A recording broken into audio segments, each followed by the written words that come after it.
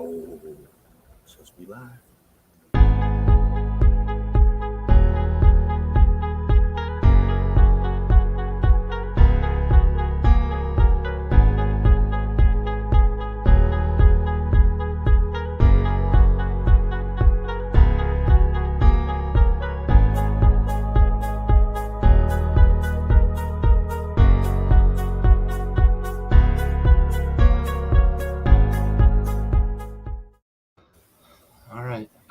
I can't find the damn intro. So I guess we're just going to run with this because I'm fucking incapable of running this StreamYard shit. So good evening, good afternoon, good morning, whenever the fuck you're watching this. Obviously, we miss Raul and Stove here running the show. We don't have the cool intro video, but we are here. And I have Andy Flint Mode with me. How you doing, buddy? I'm A-okay. All right. Feeling good, you know. I'm like Aaron Rodgers' toes. No COVID. Yeah, good stuff. You'll All right. never have to see a grown man's foot on live television again. It's fucking it. All right. So I don't see any of the Cap Fact stuff either. I feel like I'm in the wrong. That's what I did. Hey. I'm in the wrong brand. There we go. Really missing Raul and stuff. Anyway, let's get to it though. Let's take a look at talk about week 11 is in the books. I'm sorry, week 12 is in the books. So we had our rundown last week. We'll start right with Thursday night. We had pretty good game Thursday night. We've had a lot better matchups this year. But of course, being Thanksgiving, we had 3 games actually. I keep saying Thursday night. We had 3 games. First game was Lions-Bears, which turned out to be at least a dramatic game, right? It was close late. I don't think we all expected too many fireworks from the game. A couple of teams that have seen better days going head to head here. Andy, what are your takeaways as the resident Lions fan? What are your takeaways from this game? So I don't want to get into the type of shit I was into on Thursday, because I just, I've got to sit back as an NFL fan and somebody who wants to talk the NFL and realize that, it gets worse and worse with the penalties every year. This year's been particularly bad, and I feel like the primetime games are the worst. And I know a lot of you are going to be like, "Oh, that's because you're watching primetime games." But I watch a lot of non-primetime games, and I haven't had a ton to say this season as far as the Lions being boned. I mean, it happens to everybody, so it's happened a few times. But I thought they just got the momentum fucked out of them a couple times. However, Dan Campbell didn't do a great job with the reins at the play calling. They lose on a field goal again. You play to win. You play to not let the referees decide. But there was 2 different sequences in that game where the Lions got back to back, 3 for you mathematicians out there, holding calls on drives where they were actually moving the ball. Yeah. And anybody who knows me, who talks football with me, knows that more than anything, I hate holding calls that decide football games or decide drives because it's such a subjective call. It happens on every play. Every play. So how do you, it's almost just like when you're a fan of a team who's already like the, to quote Alice in Chains, I'm the dog who gets beat. To see that happen on 2 pretty solid drives is just like, how do you as a fan not think anything other than what the fuck? But, kudos to field goals beating the Lions again. It is the theme of the season. I think they've lost by a field goal 4 times.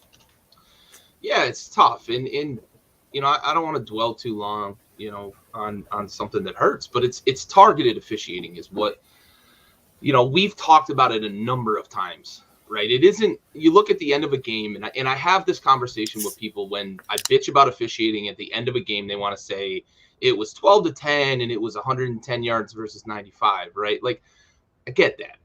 But let me talk you through the scenario that usually gets me worked up, and it's exactly what you brought up, right? Right. Teams Situational driving the flags mean it's way terrible. more than 5 versus 6 or 80 yards versus 75 it's yards. volume means nothing to me in the end of a game, right? It's like stats, right? I can sit here and spout stats off and we can argue it back and forth, but the eyeball test is the eyeball test, right? I always put more stock in the eyeball test. To me, the eyeball test of officiating is when a team is driving and you throw a flag, or you throw back-to-back flags, or you negate a third down stop, or you negate a first down, right? Those are the crucial ones. Or you take points off the board too. Those are the ones that get me worked up because you're inserting yourself into the game, and I hate that. And we see that more and more and more with the NFL, and I don't think it's going to get better because we've got dipshits like Gene Steratore on TV who used a fucking index card to try to measure a first down, fit the index card between the football and the first down marker, and still gave the Cowboys a fucking first down. So your opinion means shit to me, buddy. You're towing the company line, and they're constantly talking about Jerry fucking the other fucking guy is on there talking about mechanics all the time. Like there's mechanics about it. That's why we get late flags. No, we get late flags because somebody from the sideline bitches and you make a reactionary call, right? It happens all the time. And they get caught as spectators and they miss this, they miss that. And Jerry's like, no, that doesn't. No, fuck, it doesn't. I see you guys looking at the ball that's in the air. You're a spectator. So it's not going to get better because they just keep trying to explain it away. And it kills me as a fan of a team that does get fucked by the refs pretty consistently. I feel you, buddy. I feel you. And it sucks. And losing a game on a fucking last second field goal in a game that you really played much better than the Bears in a lot of ways during that game. You should have gotten a win there. Instead, we're talking about the 0-10-1 Lions. So painful. But I feel you, and it's frustrating, and I do hate that we have to constantly talk about officials, but it's real. Well, I mean, right? I think as fans, right, we're okay, so you can either overcall or undercall penalties, and this is in any sport, because you can't wade in, that mellow medium area. There's no perfect officiating. So the human factor is a real thing, and I'm okay with that. But that's the great thing about sports is it's a human factor, or else we'd all be, watching robots play fucking baseball by now or something. Right. So if we love the human element of a sporting event, we need to embrace the human element of officiating, which is making mistakes. And I think that we all would probably love to see them miss calls versus make up calls. Or yeah. Oh, yeah. I'm with you 100% on that. It's Absolutely. Like, I mean, nobody wants to watch, and the NBA's done kind of come around on this a little bit this year where they're not going to send guys to the free throw line as much because it slows down the game, one. And two, I think fans were, we had this explosion in the NBA where fans were loving the high scoring game. But then I think everybody realized we can still get that high scoring game with the 3-pointers the way they are now without watching a team shoot 30 fucking free throws. Without watching James Harden initiate contact and go to the line. Right. So we're getting into that, and I think the NFL needs to really, but the NFL is like tightening shit, like this taunting stuff, and not to get into They're tightening weird shit too, though. Right. Like, why are they focused on that? Like holding, like I've always said that like the holding thing needs to be revamped at the line of scrimmage anyways. Yeah. Because we all say that it happens on every play. So let's tone down what we call, or let's just say fuck holding at the line of scrimmage. These are big boys. Let them go. Yeah. As long as it's not like a block in the back or a tackle.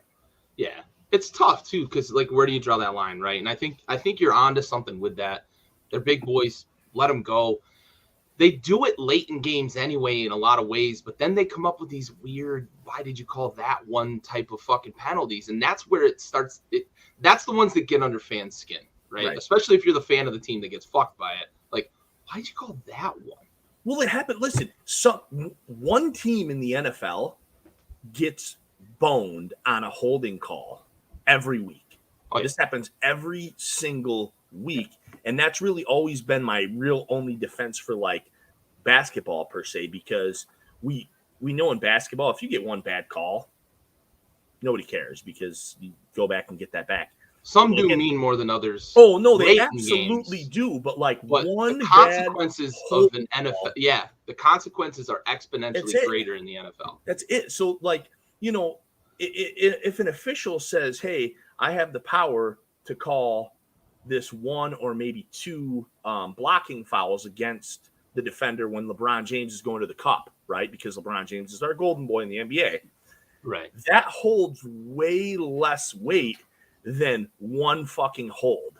Yeah. Like 10 yards in a game of inches is a lot to make up. And if it's on third down, like the NFL official has so much more. You know, it's like they've brought a gun to a fist fight compared to what the NBA has. So, you know, because with the NBA, I think you have to do it like 10, 12 times, and then the fans are going to be like, whoa, wait, buddy. You know, in the NFL, they can do it once or twice. And like, I still saw people defending, like, because I said to people, I was like, honestly, can you defend three offensive holding calls in a row, 2 separate times in one game? Yeah. Ever? Can you ever defend that? And I think the answer is no. But I had people on Twitter still arguing with me, and I was like how do you even, you know, sit down in front of your phone or your computer or your tablet and think that you can argue that? It's insane to me. Yeah, for sure. All right, I think we know where we stand on officials and how much of a fucking we're not here to watch you guys. So. Right. Shout out to Raul. 14 minutes on one team. Yeah, buddy. All right, let's move on to probably the most exciting game, maybe of the entire weekend, but definitely of Thursday. Vegas Cowboys went to overtime.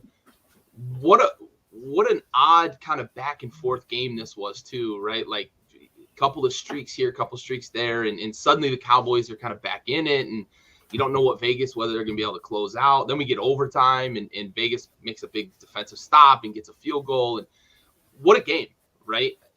You had almost everything you wanted from it early on. We had some good defensive plays. And late in the game, we had 2 quarterbacks going back and forth. Then in overtime, we see one defense stand tall, and the offense, the offense complements that, plays complementary football, finishes the game. Daniel Carlson is starting to kind of punch his ticket as one of the handful of best kickers in the league, maybe even in the top 2 or 3. He's fucking money. That's a weapon. I'm a fan of Washington. We haven't had a good kicker since like Chip Lohmiller, bro, in the 80s. So I know how valuable a good fucking kicker is, right? So the Vegas Raiders have a weapon there with it. I loved watching this game. I was obviously, as a Washington fan, rooting against the Cowboys, but I was watching it with my brother, so I was trying to be as tepid as possible when it comes to really rooting against them. What did you take away from this game? So, I mean, to quote the late great Colonel Sanders, I was a little too drunk to taste the chicken. By the time this game it was came late. Around. No, I did. You know, I remember watching it. I remember it being exciting. I mean, we had 2 quarterbacks combined to throw the ball like 75 or 80 times for like almost 800 combined yards. Yeah. We had 4 receivers, 2 on each team, go over a buck. So isn't that the epitome of like what we want? That's the 3 ball in the NBA. This is what we've, you know, grown to expect in the NFL. And so it was delivered on that front. You know, and then you also throw in the fact that I think neither quarterback threw an interception. So it's always good. But yeah, just a tight game. Weird game at the end though. That field goal, that last field goal with the was it 3 straight penalties in a row? Dallas jumped off sides twice in a row. I mean, he's trying to get a jump. You're just right. You're just hoping to get anything to extend the game. My cat is in the back. Yeah, go this way, killing it. Going fucking ham sandwich. She likes to run up like 3 steps and then jump onto the railing and slide down like she doesn't know how she got there. But yeah, no.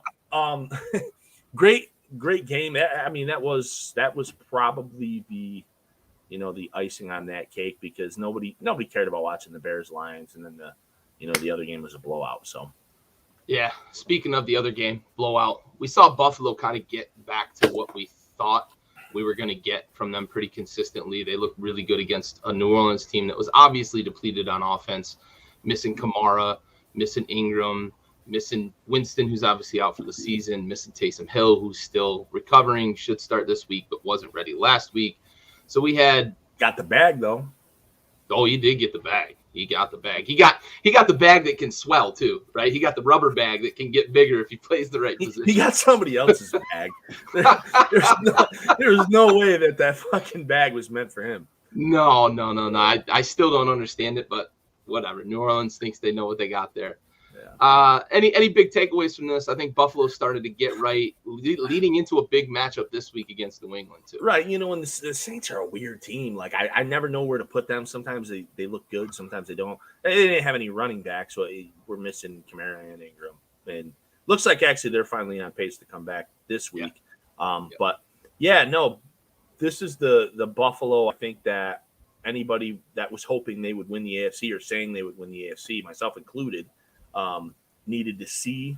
Yeah. But we're going to need a lot more of it. We got some more Buffalo coming up, but yeah, that was good for Western New York. Yeah, for sure. They've been up and down a bit this year. I think a lot of hype, a lot of expectation for them. It's hard to live up to that sometimes, but I think they felt like they got right a little bit against the Saints. If they can continue that against the Patriots, they might be able to string together some wins here down the stretch and put themselves in position for home field, which would be great for them in the playoffs. Oh, I think it's going to be a fucking good battle. Yeah, buddy. I do. We got that coming up though, so I don't want to spoil it. Yeah. All right, Pittsburgh, Cincinnati. This turned into a ho-hum fucking blowout. Cincy is an enigma, and they continue to be an enigma. 1 week they blow out the Ravens, the next week they get blown out by the Jets. This week they blow out the fucking Steelers, and it like 41-10 was too close. The way this game was played, Mixon was just running down Pittsburgh's throat. Burrow was just fucking throwing it all over the place. And I know they've got defensive bookend rushers out, right? So we got to give Pittsburgh a little bit of benefit of the doubt with that. But since they looked like the ticket this week, are we gonna? Is this a sign of things to come, or do you think that as young as they are, we might still see them kind of roller coaster throughout the rest of the season? I mean, I think I said it before. I incorrectly, I think at that same point said that. I think it was 3 or 4 weeks ago. Yeah. I said that I think I said I thought the Browns were better than them. I'm going to sidestep that at this point because the Browns have proven to be a complete trash fire. However, you made a really good point with them, going down Pittsburgh's throat. I mean, it was like fucking Lexington Steel out there. Just unfair. Great reference, bro. I mean, listen, if a lot of you were like me, Gary, I know you are in this aspect, and well, maybe you don't do the same thing, but everybody who plays fantasy football, I feel like, whether they like to admit it or not, you look at like who's the consensus sleepers and busts. Mm-hmm. So you'll go through like a bunch of top 10s and say, well, I see this guy's name a lot. Mm-hmm. And a name I saw not to draft a lot in fantasy football this year was Joe Mixon. Joe Mixon, overpriced. He was going, I think, in like the 3rd or 4th round. Well, his track record in defense of those talking heads that said that, right? His track record would definitely lean that way, but man, he's fucking turned it around this year. I mean, I missed him once. Gary, we're in the same league. That's an auction. I missed him there because I just, I didn't have to. I took him in the other league I drafted because it's a snake draft, and he came back. But the way it fell down. 924 and 11 tutties rushing. I mean, just the man. I mean, right now. Consistent, staying healthy. Yeah. And, when I tell you what I was working on Sunday, when I looked down and saw that score on ESPN, I went quickly like, I hope I'm not fucking playing against Joe Burrow. And then I realized that Joe Mixon had like 9 of the Burrow wasn't doing shit. Well, because when you see a team has like 24 points or something in the first early, quarter, you figure they're hitting passes. Yeah. Like, am I playing Burrow? Am I playing? It was like a couple weeks ago when I'm like looking like I better not be playing Jonathan Taylor. And I wasn't, thankfully. I was. You was. The funny thing is my wife's in this one league, and I said to her, I said, "Hun, you better hope you're not playing Jonathan Taylor." She's like, "Why?" I'm like, "He's fucking going crazy against the Bills." So she looks and she's like, "Holy crap!" And I'm like, "Oh, you are playing Jonathan Taylor?" She's like, "No, he's on my team." I'm like, there's a 50 burger. Son of a bitch. But yeah. But no, yeah, the Bengals are. I do expect the up and down. I don't know. Yeah. Like, do they win 10 games? Do they win 8 games? Like, I have no real answer for you. Yeah, for sure. All right. I don't think we're gonna have a lot to talk about with this game. Jets, Texans. Jets tally another win. I think that young core and that coach, I think he's gonna get them going in the right direction. I think he already has them at least pulling in the same direction as a team. They've got some young talent. Elijah Moore looks the part. They've got a couple of young running backs that are pretty good, and Tevin Coleman kind of mentoring them there. Zach Wilson, though, I have to ask, do you think he's ever going to be the guy?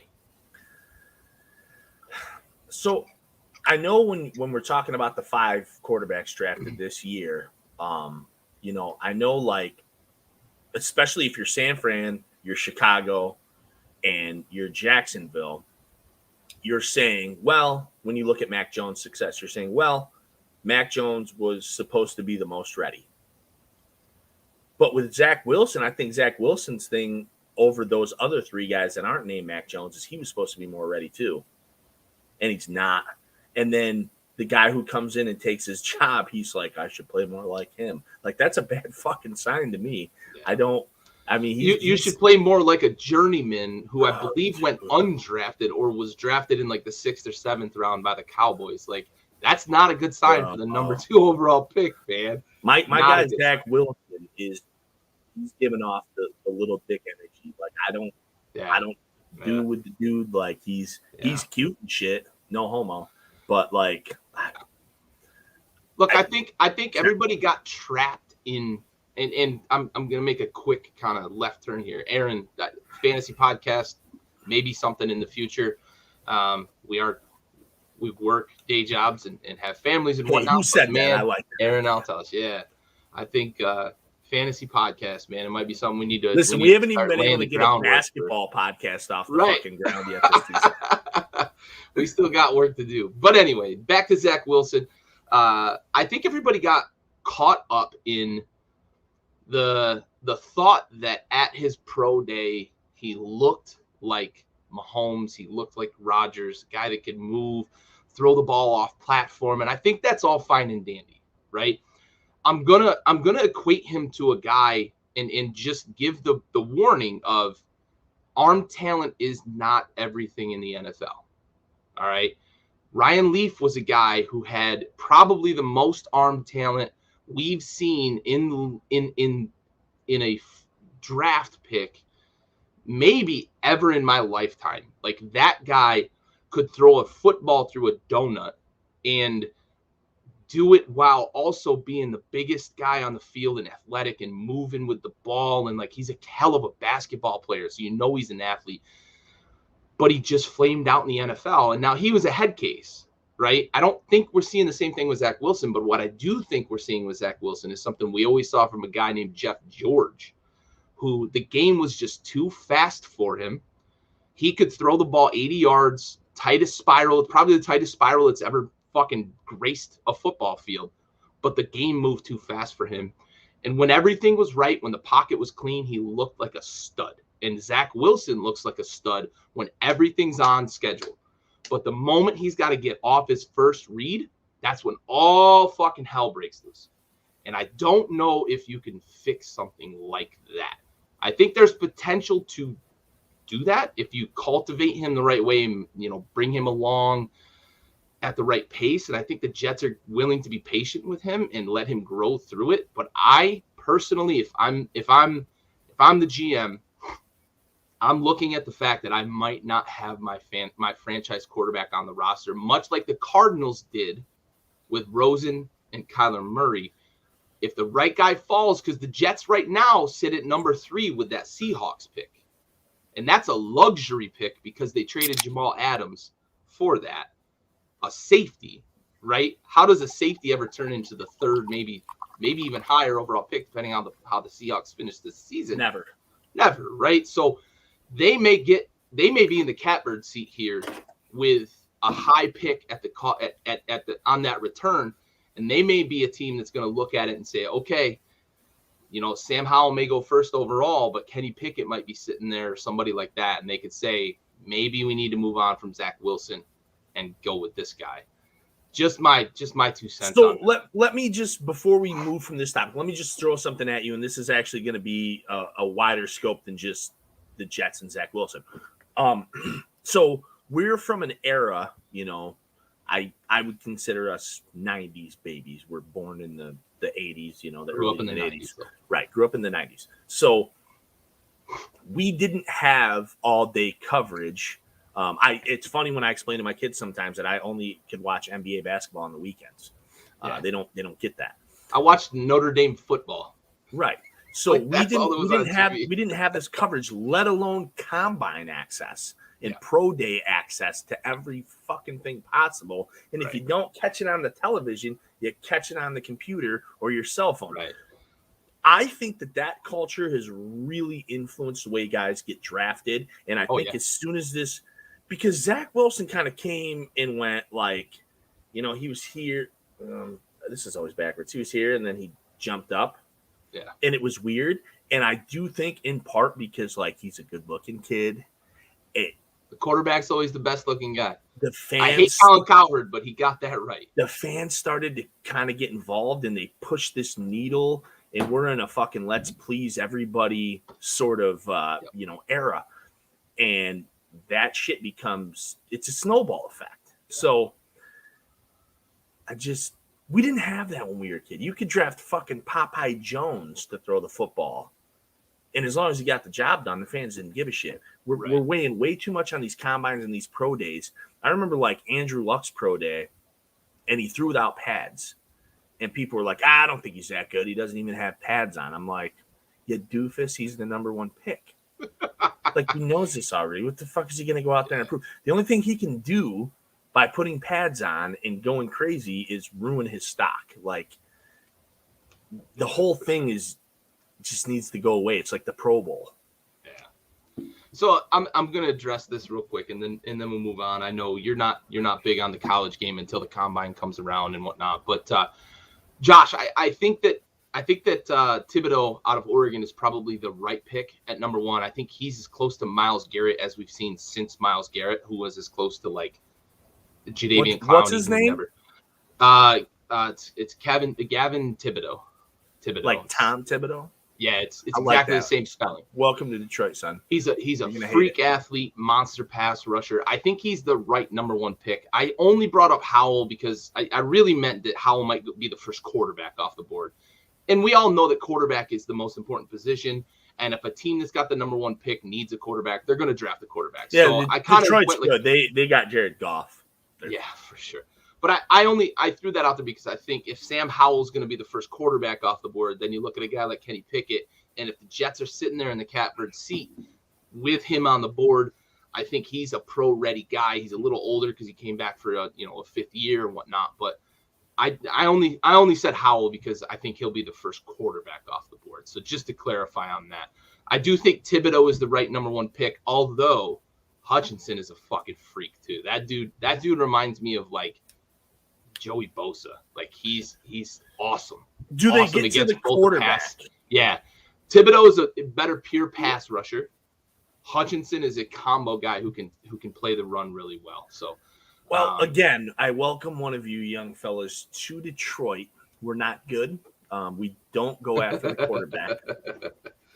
I think Thibodeau would be a good fit up there in Detroit. Well, if I'm giving Detroit the pick, I'm going Thibodeau. I'm gonna get his Twitter and apologize in advance. I might send him a charcuterie board. All right. I just learned what that was.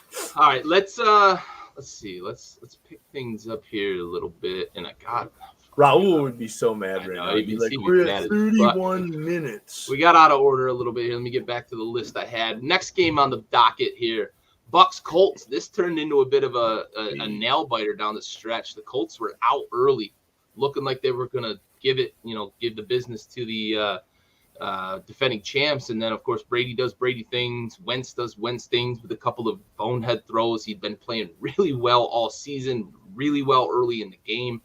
They couldn't get the run going. Wentz was looking like a world beater for a while against a defense that won a Super Bowl last year.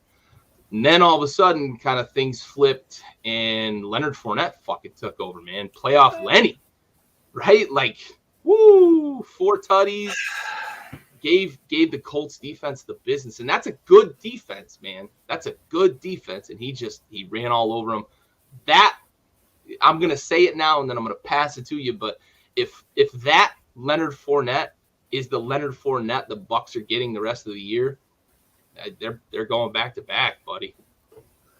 Look, I talked about how 2 weeks ago that I didn't play against Jonathan Taylor. I did play against Leonard Fournette. So it was a really, really good time, educational, on all fronts. But Leonard Fournette, I mean, listen, it wasn't by a landslide, but he outplayed the guy who looks like the league's best running back right now, Jonathan Taylor. 17 carries for 100 yards. I will say, though, nobody runs against the Bucs. Nobody runs against Vita Vea. And I was going there, but 17 carries for 100 yards. But he looked great. I don't want to take away from 16 carries for 83 yards. Let him shine. That's his moment. Leading into that, it reminds me a little bit of the first week when the Cowboys didn't even attempt to run the ball against the Bucs at all. 50 passes. They just forgot about it. So this Bucs defense does do that to teams. However, I didn't expect the performance from Taylor that he did against the Bills either. But yeah, this was a game that actually has me coming out of the other side of the tunnel, kind of believing in the Colts more than I had. They had put a couple of games together. They go out there. Wentz is kind of doing his thing, despite he had 3 touchdowns, 2 interceptions. You alluded to the bonehead plays that led to some of that, but. Yeah, man, I'm. It's funny to say after a loss, but I think I'm starting to kind of drink the Colts Kool-Aid a little bit. It's weird. I'm with you, man. As long as they don't play the Bucs, I'm with you. Listen, man, they had it though, but they couldn't run the ball. Like if you're asking Carson Wentz to go beat the Bucs, that's what's going to get you in trouble, though. You know what, though? To me, that at this point in the season was a good test for Wentz, whether he fails or passes, though, because now you're saying, hey, this is a team that just won the Super Bowl. This is one of this year's championship favorites. Jonathan Taylor's over there, and we can't use him the way we want to, even though he still averaged over 5 yards a carry. He just didn't run the ball. He only ran the ball. He had a couple gouges that changed that. Like he was averaging on most of his carries, he's averaging a yard in a cloud of dust. But if you're asking me, this is the thing. This is like the test for one. And again, he had some stumbles, but I think a game like this helps him down the road and into a position to contend in the AFC, because we've said it a million times. The AFC is everyone's. So I could grab a bunch of people right now and maybe win the AFC. Yeah. So it's wide open. And I agree with you that I think this is something that they can look back on, and Carson can learn from it and potentially use that. Especially yeah, for sure. I don't disagree with you at all. He made some boneheaded plays, but I think that's a really good point that it's a game that he can hang his hat and say, all right, I can do this. I've got to fix a couple things, clean up a couple things, but I can do this. Good point. Excellent point. All right. Atlanta, Jacksonville. We're not going to dwell here. Atlanta is actually in the playoff picture. So I think that's the only thing to take away from this. And I want to make this point based on that fact. There are only 6 teams in the NFC with winning records right now. We talked about the NFC kind of being the conference, right? But they are so fucking top heavy, but it's deep at the top. You got 4 teams at the top that really probably can stake a claim and say we could do this fucking thing. But then it's like them and like 12 also rants. Yeah, no, I mean, you And the Falcons are in the fucking playoff race. listen, if they get there, you know, Washington's right in the thick of it. Like, that's fucking crazy to me. it is. I don't know. I mean, I honestly have nothing to say about this game because it's just but yeah. No, yeah. I agree. I just wanted it is to point weird out though. that I mean, no, it's a great point. I was looking at it earlier and I was like the Falcons are a game out of the playoffs. You know, because when I'm looking at it and I'm like, so we have the 4 divisional winners. Somebody's sending 2 teams for sure, and that's clearly probably going to be, you know, I don't want to jinx it, Cardinals, Rams, I would say, are at the forefront of that, right? So then you're looking at like, you got this muddled group. Where are we at after this? Yeah, like so say the Rams are the 5th team. Yeah, you got 2 of those teams that are shit right now. They're probably head and shoulders against everyone else. So who's that fucking team that sneaks in to like steal a win or some dumb shit? Right. Who's gonna knock off? Who's gonna win a division that shouldn't win a division or something like that? All right, let's move on. Not much with this game either. Miami, Carolina. Miami, I think the only real point here is Miami looks like they're turning a bit of a corner. I don't want to buy too heavily on them right now, but I will say that Tua's actually starting to look like an NFL quarterback, right? And I say that very cautiously because we have shat on him quite a bit on the show. I say that cautiously because we've seen him like sit out a game with like a bruised fucking fingernail. Being a pussy aside, he looks like he can fucking play the position, man. Like, what's going on with him and Waddle, too? They've got obvious chemistry from their time at Bama. Waddle looks like a fucking playmaker in that offense. Right. Well, you know, this trend of like, let's go get a quarterback, a wide receiver he's played with before, clearly works. Yeah, Burrow and Chase. Right. We're seeing and Hurts and Smith. And Waddle looked like a bit of an ass early. Yeah. But I think that was more of a Tua not being there thing. Yeah. But yeah, Tua, I've had many like barroom or Sunday football conversations where like it's like Tua doesn't have the arm talent, arm strength, any of that to play quarterback in the NFL. But it's like, you know, just like hold the phone. I'm not comparing the two. Just like Tom Brady didn't have the talent to not be drafted in the 457th round. Right. Like some of these guys just make shit work. Yeah. And I do think the Dolphins defense is starting to turn a corner, much like the Colts defense is starting to turn a corner. So. And that's, you know, we've talked about this all season. Colts, Washington, Miami, and the Bucs. Like those were like the 4 big hitter defenses last year that we haven't seen a lot out of this season. Yeah. And finally, some of these guys are getting some balls. Not the Colts. Yeah. They're just trying to win shootouts. But, you know, the 2 of these guys, namely Miami, I think is showing up. And that's going to help. And that was where Tua I thought was going to be perfect, is that he was behind a head-cracking defense. And you're not asking him to go win you games. Right. You just play your game. Ask him to just play and get a feel for it, especially as a young quarterback. But I do think he's a smart kid. I do think that he's good. That's instincts. A good point.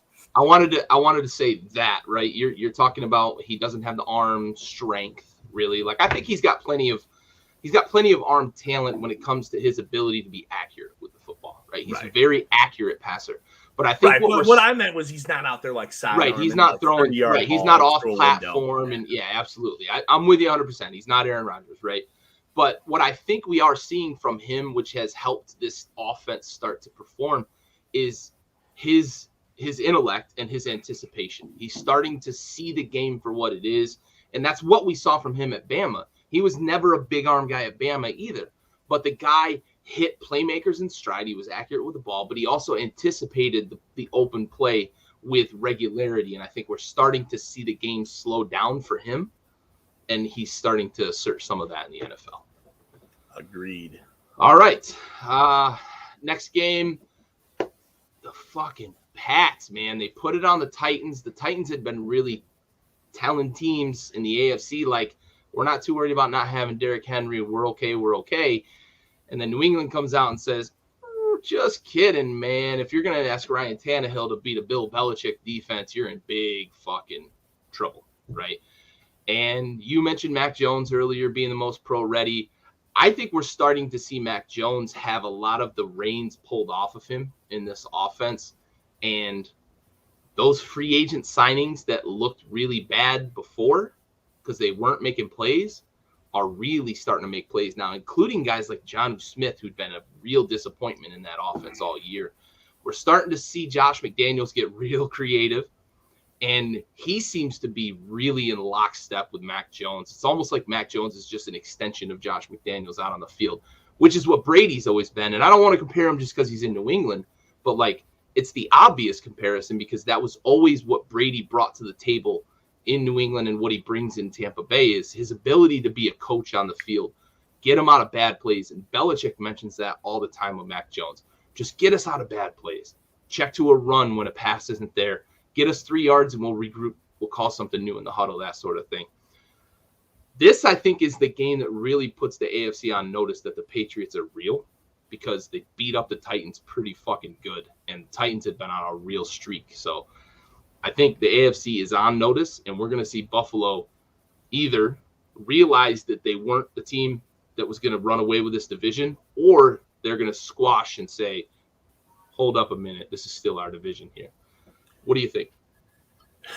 Yeah, in terms of Mac Jones, it's one of those weird scenarios where, I said earlier about him being the most ready.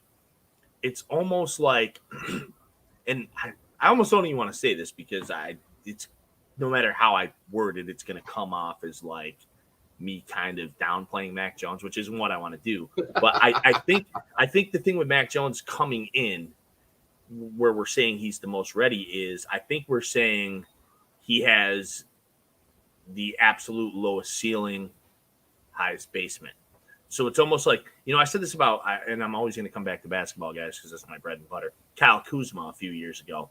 Mm-hmm. He came into the league in the NBA for the Lakers, and he did a ton of immediate shit right away. Player. But I was like, he's never going to be any better than that. So, like, I'm not saying Mac Jones won't ever be any better than what he is now, but I think that, like, his room for improving isn't probably – it definitely isn't there the same way these other guys are. Especially, I would say – Justin Fields. And Trey Lance. Those are the guys that are like, we don't know what we have in these guys. Well, because they're so raw, right? Both of those guys are so physically gifted. And I think that's where the ceiling conversation comes in, right? Mac Jones is not a guy who runs a 4.4 40. He's not a guy that can throw the ball 80 yards in the air. So we know what we're getting from him. Yeah. It's a matter of how much he can grow within this offense. And I think we're seeing that maturation throughout the season. But I think you make a good point, right? Highest basement, but potentially we might see lowest floor type of deal, which if this is what they're going to get from him and then a little bit more, even if it's just a little bit more, being able to run that offense, I think they're going to be pretty happy. Well, he's going to improve no matter what off of know-how in experience. Right. So that, that's where I'm at. Like, if he never gets better physically than he is right now, as long as he develops as he should with experience, like New England has their quarterback for the next decade. However, they probably don't have a superstar, and they knew that. They just have a really good player. They have a guy that fits so good there, though. Right. You don't always get that when drafting a quarterback, right? Like, teams don't look for that a lot of times. Right.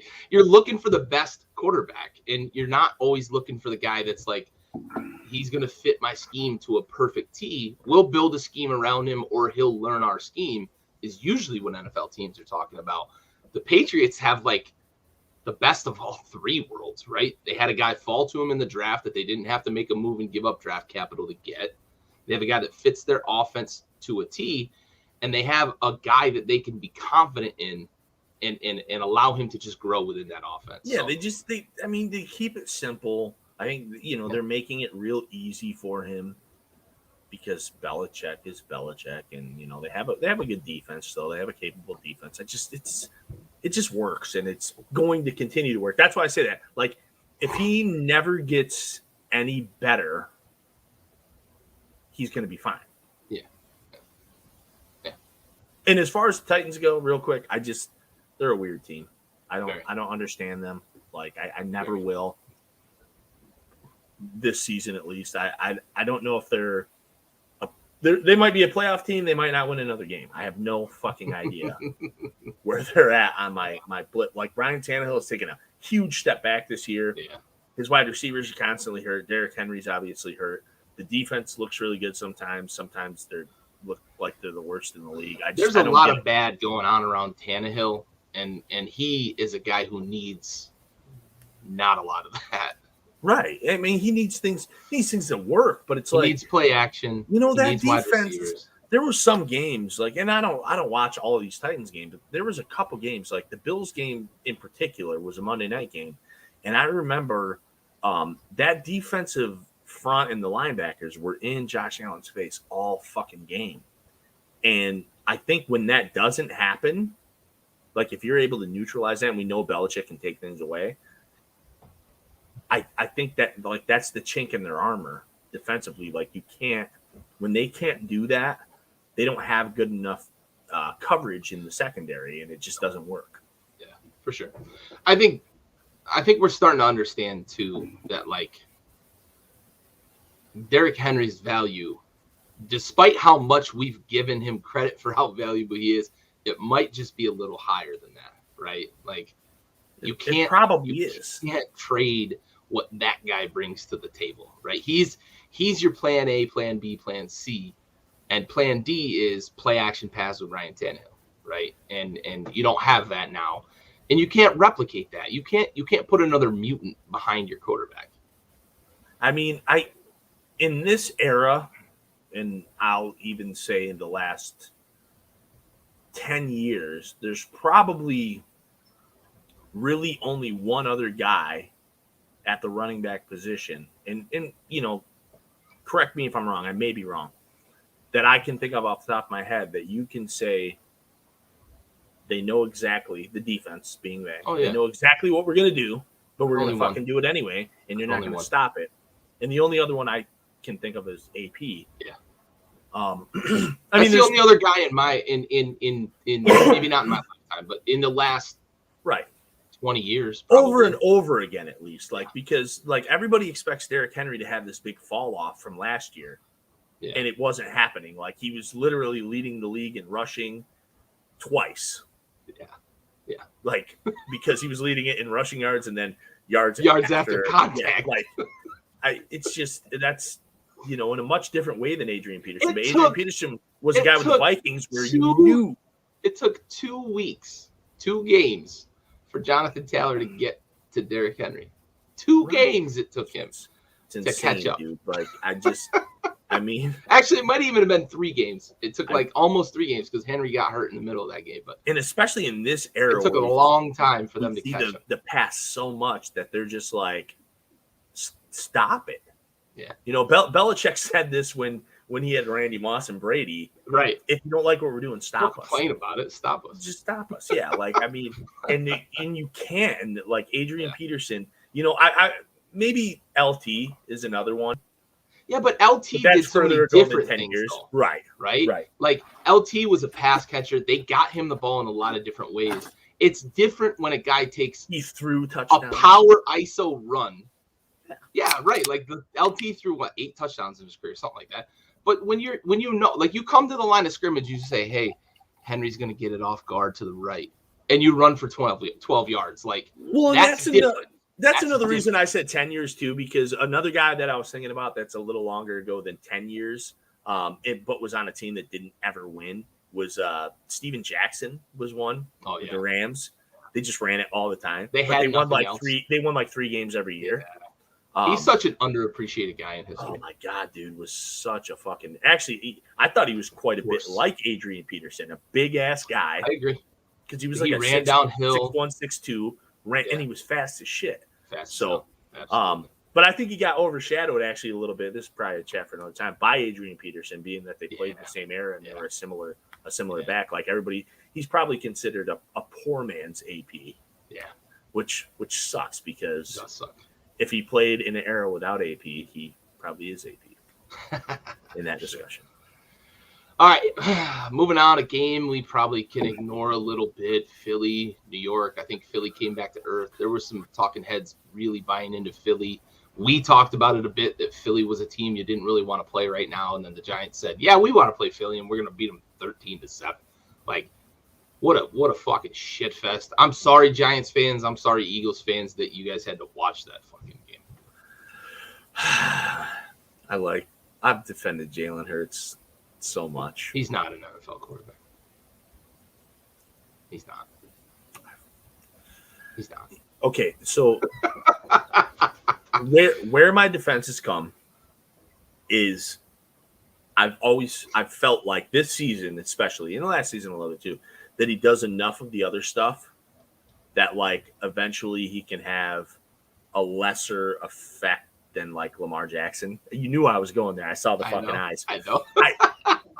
It's a lesser. But Jackson's a much better passer, though, right? Well, he's a much better athlete too than every. I agree, but the issue with Hurts is that he doesn't threaten the defense anywhere else, right? And that's always been my argument with Jalen Hurts. He doesn't threaten defenses anywhere else. You can have the best wide receivers on the field. They've got the Heisman winner. They've got one of the best tight ends. They had two of the best tight ends in the league, and he still couldn't make it happen through the air. He just doesn't threaten defenses at the second and third level. You know the problem with Hurts, I think, with can't win that way. Is the problem with me and Hurts is when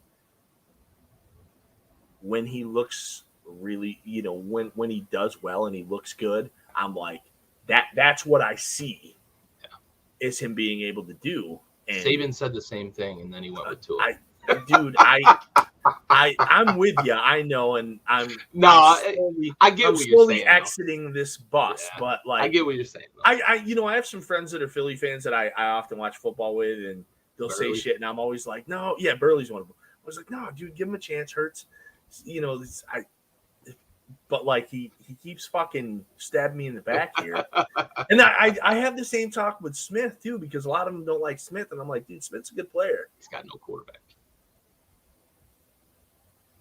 I feel indifferent about that. I don't like. I still want to. I listen, man. I can't at this point.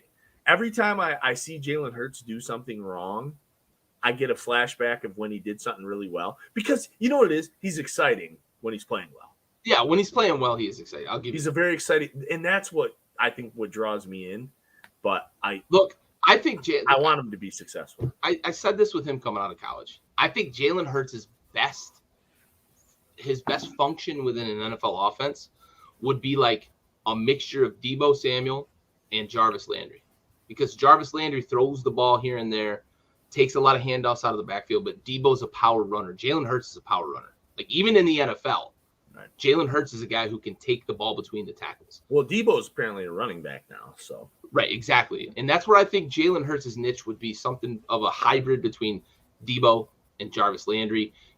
A couple of gimmicks per game, but let him be a slot receiver, get him the ball in space, because I think he can make guys miss. So what you're saying is he should have been like 18% less of a passer. Like his passing ability should have been 18 points less so that they would have never thought of playing him at quarterback. And then they could have just used him that way. Because, once these like scouts and these coaches see like the guy can sort of pass, they're like, it's like a point guard in the NBA. There's my fucking NBA reference again. Right. Once they see you can handle the ball and pass it a little bit, they're like, point guard. Yeah, absolutely. Coach, he's 7'2". I don't give a shit. Point guard. Fuck. Point guard. Anyway, you're right. He does. Always am. Yeah, for sure. All right. Let's go to probably the surprise of the weekend. Denver puts it on LA. Wins by 2 tutties against the Chargers. The defense for Denver looks the part despite losing Von Miller. The last couple of weeks, they look pretty good. Is this a playoff team?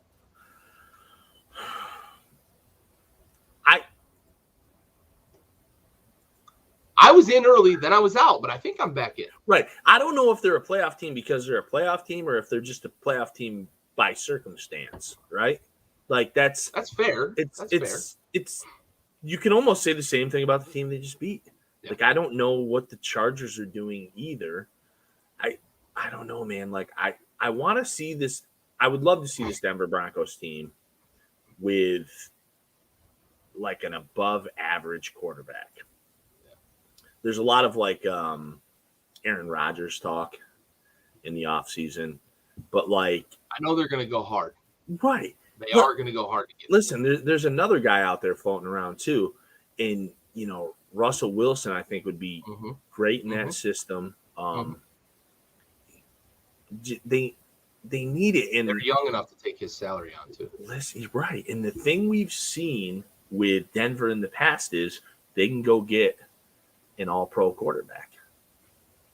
And, you know, how'd that work last time? They won a Super Bowl. A fucking whooping in a Super Bowl too. Like they took a whooping and gave a whooping. And they gave a whooping. Like two of the least competitive Super Bowls ever. Yeah. But in a fucking short little window. Yeah. But yeah, I don't know as much as I don't know what the Chargers are, I don't know what Denver is. I do know that their defense, when it's clicking, seems to be, you know, really good out of the Dallas game, which Dallas scored a little bit in garbage time. But before that, it was like single digit, you know, stranglehold. But yeah, this Denver, it's weird. If they make the playoffs, I'm not surprised. If they don't win another game, I'm not surprised. Look, as much as you say Denver's an enigma, you mentioned it. The team on the other sideline this weekend is maybe more of an enigma because they have an all-pro level quarterback, right? Herbert has the potential to be an all-pro quarterback. Rookie of the year, had the best rookie season of anybody in history. But we're getting like this weird kind of up and down with him. It's almost like we talk about it, right? The film is out and teams are starting to put pressure on him in places that are weak spots for him, and he's not responding yet. Now, I believe he will. I also believe that the Chargers, with their 5-1, I think it was, start, were a year ahead of schedule. I don't think they expected to compete at the top of the AFC this year. I'll raise my hand. I was one that I bought in hard because they looked like a complete team early in the season. They don't look that way anymore because teams are running the ball on them, which is what the Broncos did this weekend. And teams are starting to figure out a little bit of defensive sets against Herbert. So I'm interested to see how he responds, but very much an enigma for sure. All right. Another enigma, the LA Rams go into Green Bay and lose 36-28. And now there's no shame in losing to the Packers at Lambeau. But I think what we really want to talk about with this is twofold. One, are the Packers the real deal? Should we all start buying in? Because I think we talked about it a few weeks ago. I think the Packers have flown under the radar after all the Aaron drama. And now we're starting to see them really start to peak a bit. They're running the ball well. They're playing good defense. Aaron Rodgers is Aaron Rodgers as usual. So should we all start buying? Yeah, absolutely. If you missed out on Bitcoin, don't miss out on that. Packers. And it hurts. It hurts me to say this because I don't like the Packers ever, never, not even if there was a fire. I wouldn't even tell them to get out. But yeah, we've all quietly slept. So there's, and it's not just us on this podcast that have been guilty of this, but we've been enamored with the cards. Flashy. Well, so we've rightfully so, though. We have the Cards, we have the Buccaneers, the defending champs that brought back everyone. We have the Rams who brought in Stafford. They had the Cooper Cup magic. They were taking the league by storm. Yeah. And we kind of, one of the biggest things to me is they got their fucking ass whooped week 1 by the Saints. Yeah, I think that was when everybody jumped off the boat. And if you asked a casual fan what their record was, they'd probably give you some shit like 5-5, 6-6 or some shit. So this team they might have the best player in the NFL, okay, in Aaron Rodgers. Even though he's kind of a fucking idiot, like he just, I don't know that I can remember a quarterback besides Tom Brady, okay, who does what he does. Like, he resurrected Randall Cobb. The guy who left Green Bay did nothing. Nobody's even thought about Randall Cobb in like 4 years. And he's Tom Brady's Deion Branch. Right. Oh, my God. That's the best comparison. So he brings it back, and like the guy's doing shit now. He's scoring touchdowns. He's having 100-yard games. Like, Aaron Rodgers is so fucking valuable to. Oh my God! Hey-o. What's popping? Look at this Purdy stare. What's popping? So you get the Aaron Rodgers effect, and it's like we all have been sleeping. It's certified mattress shit, sleeping on the Packers all year, because the talk, not just amongst us on this podcast, but with everybody I talk to, that sleep number on get your posturepedic shit. Like, we have not been talking about the Packers enough, and now they're just lighting people up and doing what they want. Now I'm going to flip that script on you. Are the Rams going to fucking figure it out? And we're going to talk about this a little bit later, but what is the problem? Too soon, Gary. Listen. What is the problem? Save it for Capper Facts. We'll talk about Capper Facts later. What is the problem, though, with the Rams right now? I don't know if there's a problem. This is an adjustment. Like, I don't. You goddamn right. The time Nazis in the house. We're still talking about last week, aren't we? We're still talking about last week, aren't we? We are. We had a team. Are we even halfway through? We had a team that started out at. We're almost like, done. We're almost done with week 12. We had a team that started out like 7, right? And I think the expectations were so high, and they were flying so fucking smoothly that we forgot that. Is that similar to the Chargers effect? We have a new quarterback. The LA effect. Let's call it the LA effect. Well, we have this new quarterback in this system, and thank you. Not to give an excuse, because I do think that they deserve some scrutiny at this point. Right. Not against the Packers. Like, I don't. This loss to me isn't a big deal because the Packers are that good. But like, hey, I'm just gonna ask this question though. Did you expect Tom Brady to fucking lead? Like, I mean, are you expecting Tom Brady to walk out of the Rams locker room and fucking take the Rams to a Super Bowl right off the bat? I've been saying this shit since jump. It's not this year. Give them a year to adjust. 2 to 3 years, they are Super Bowl champions. 100%. But we got excited, man. It was like 1995 with the Rams right now. Okay, he posted that bullshit ass flex tweet talking about went to bed 4:04, woke up 7-2, and now look at you, motherfucker. Now look at you. I ain't won since, son. It was like 1995. Jenna Jameson walked in the room and they were fucking 7-1. We all blew it early. Like, we got this feeling. Raul, you and I were on the same page with this earlier in the season. We did talk about, and maybe even Gary was in on. I know you and I were in on this, talking about it's next year. That's the year for them. Yeah. However, when they jumped out so quickly, and then that first loss was to Arizona, and we were like, oh, that's okay. Arizona's a fucking unit. Now, they're still not that far off. Like, they lost to the Packers. They lost to Tennessee, who Gary and I just talked about moments ago. Who still had Derrick Henry. Sometimes they're really good. Sometimes they really aren't. Like, we don't know what to do with them. And then I don't recall who the other loss was to. But that was a weird one, wasn't it? Well, they just lost to the Packers. Yeah, but is that it? Oh, yeah, the Packers. All right, we're gonna save the remedy for the Rams for later. Now we're gonna talk about, and I'm gonna bring the score up, and I'm gonna get out of the way and let you guys talk about them lining up under guard. The Vikings go into San Francisco and lose to the Niners, 34-26. The Vikings were in control early. Mm-hmm. The Niners took over late and ran the ball right down the fucking Vikings' throat. The floor is yours, guys. Is this before or after he lined up behind the guard instead of the center and had to call the second timeout? I mean, come on. All right. I only have one rebuttal to that. Can we just He's not the first and he won't be the fucking last. You're right. But and there was 3 seconds on the play clock when he lined up under the guard. They were going to call timeout anyway.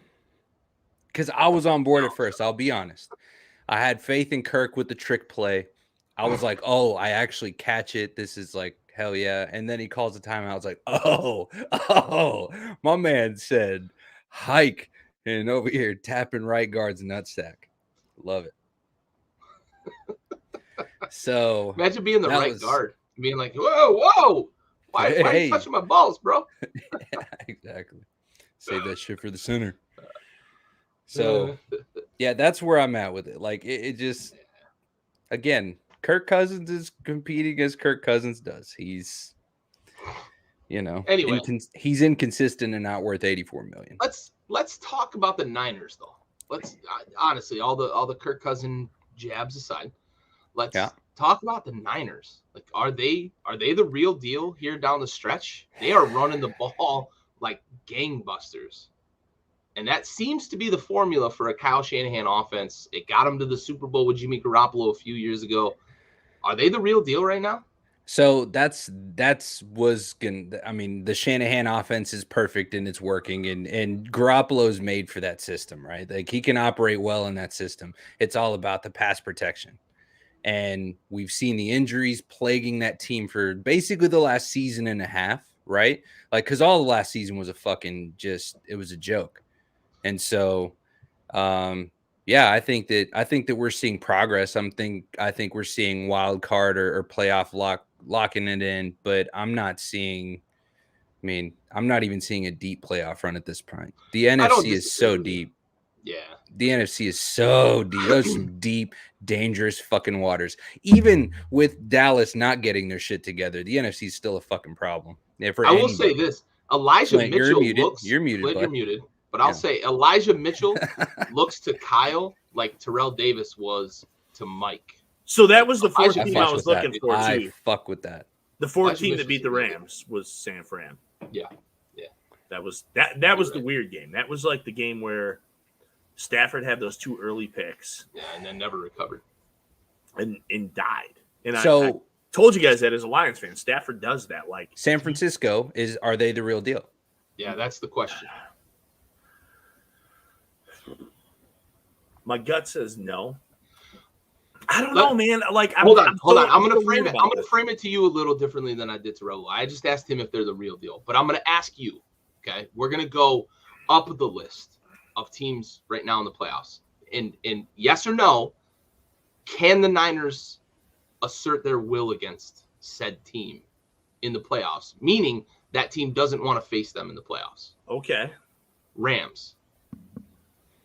Yeah. Cowboys. Yeah. Cardinals.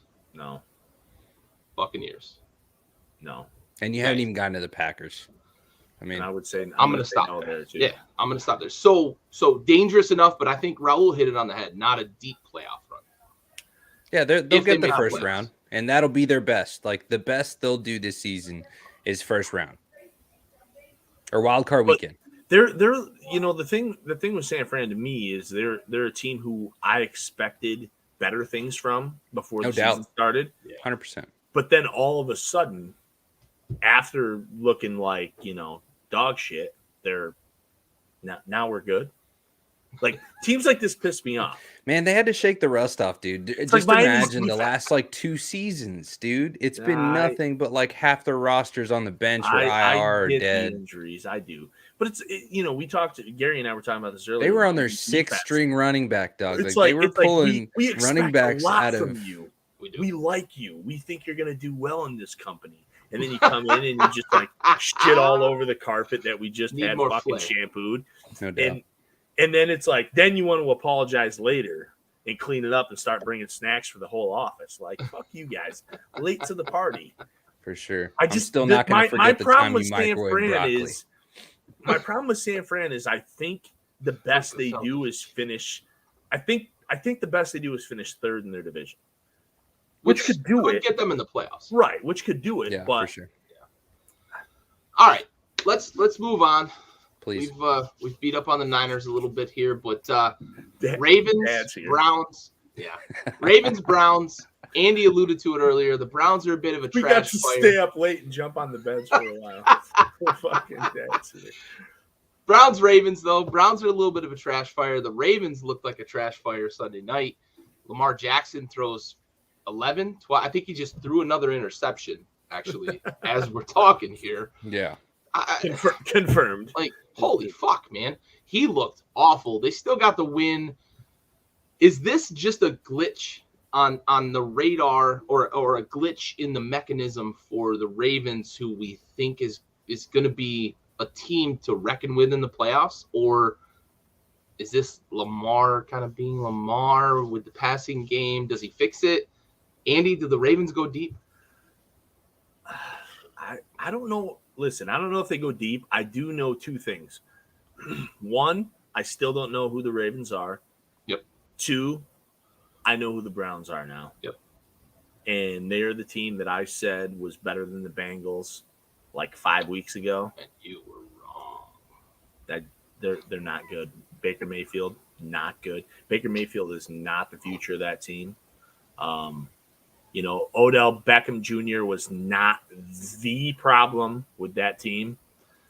And he was a big problem. No. I said problem. The problem. He was not the problem. I know.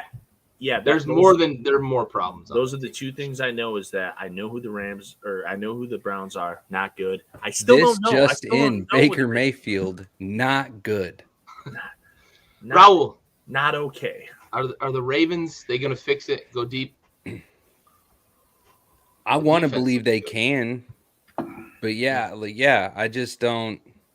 I feel like we see so many like, holy shit, this is going to be like an explosive year for these guys. And then I see Justin Tucker suck.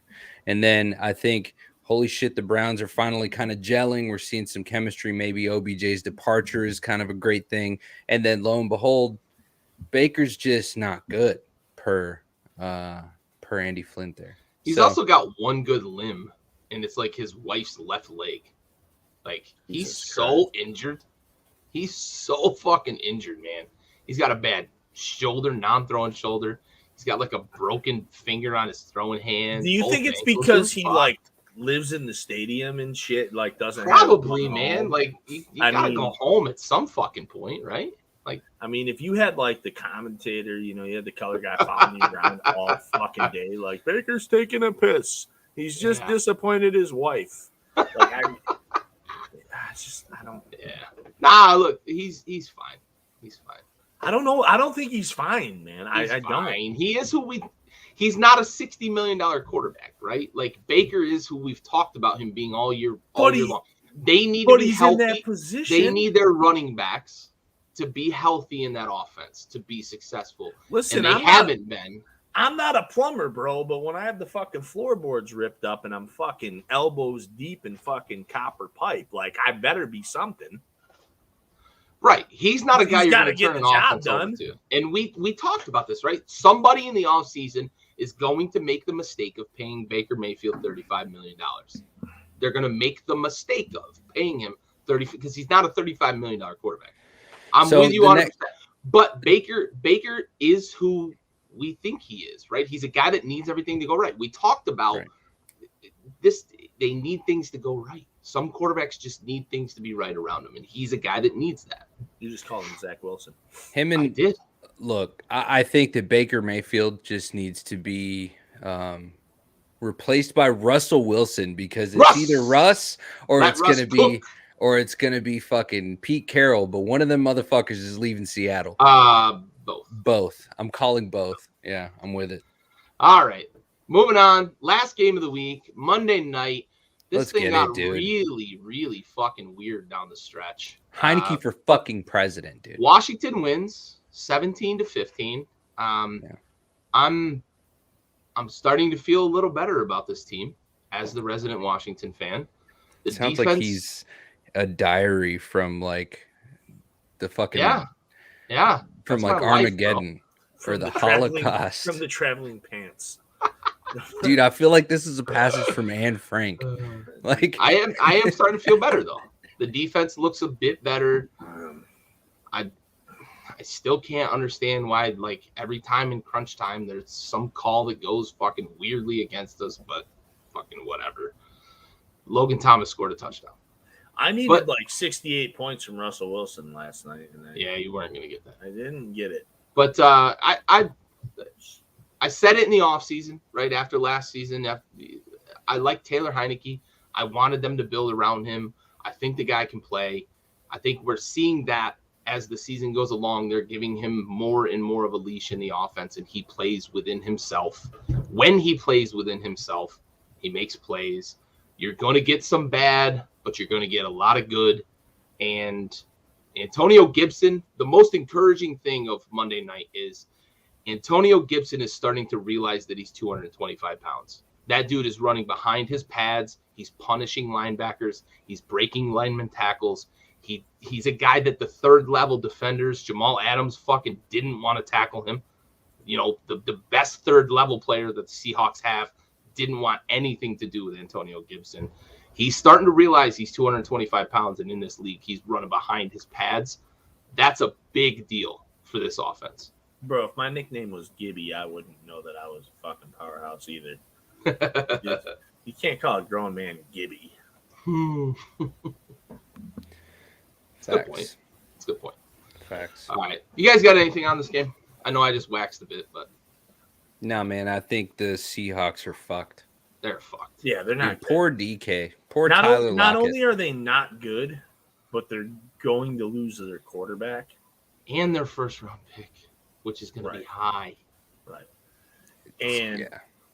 And then Lockett and DK, like what happens from there? So like when your two next best weapons on your entire team rely on your number one weapon, where do you go? You go with Baker Mayfield. I mean, if you got a fucking if you got a shotgun in a tree stand with no fucking ammo, yeah, what are you doing, bud? They're fucked. He ain't staying. I mean, if he stays, All right, we'll move on. Seahawks are gonna tear it all down. They can have Jared Goff. They're not gonna rebuild. That's one thing we do know. Like they're just gonna try to reload. Maybe if they get rid of Pete, though, I think they'll rebuild. I think they won't have a choice without Pete. Yeah, if they get rid of Pete, I think it's gonna be a full rebuild. I can't even believe that dude's still alive.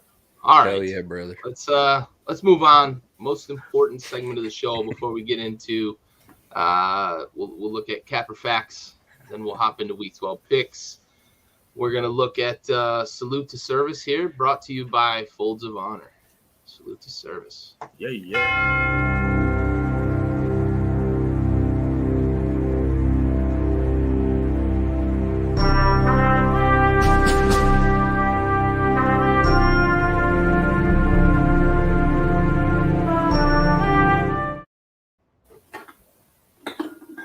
This episode's Salute to Service goes to Marine Lance Corporal Antonio J. Sled, who passed away October 8th, 2002, serving during Operation Enduring Freedom. He was 20 years old from Hillsborough, Florida, assigned to 3rd Battalion, 1st Marines, 11th Marine Expeditionary Unit, and he was killed in a terrorist attack in Kuwait. So, Lance Corporal Sled, we have the watch.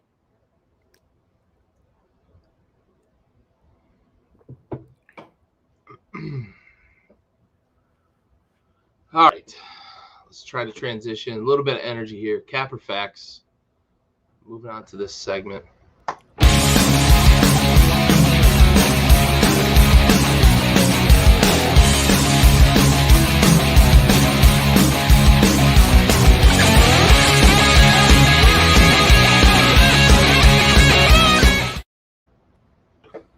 All right.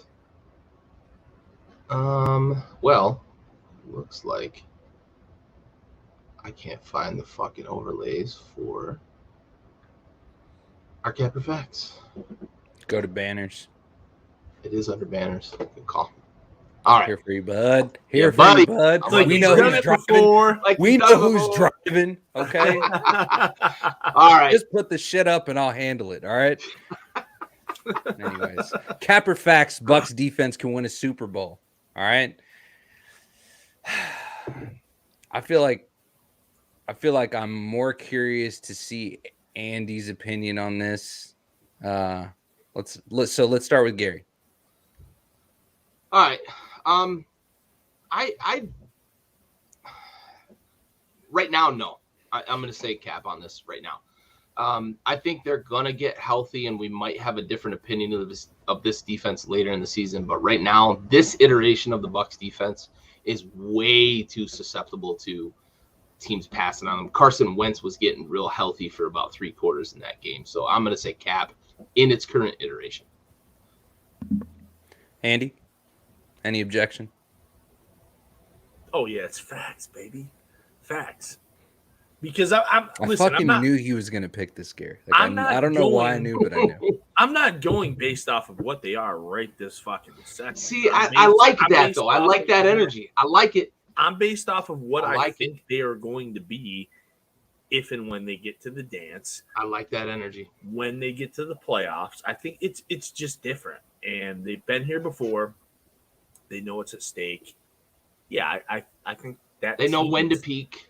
That team, to me, is good enough to win the Super Bowl. So I think that the defense is. I love that take. I love that take. Well done. Yeah, me too.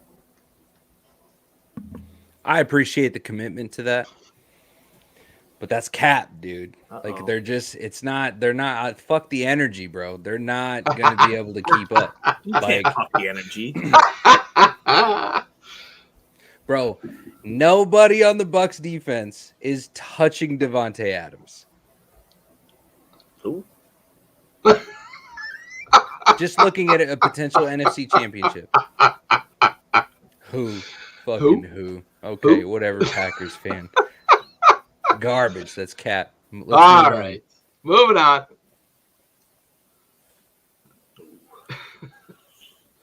You still driving over there? Let's go, limo driver.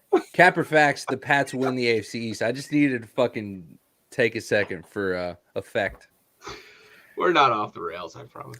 Pats win the AFC East. I like this question too. Andy, let's start with you. Bro, I got a whole conspiracy theory here.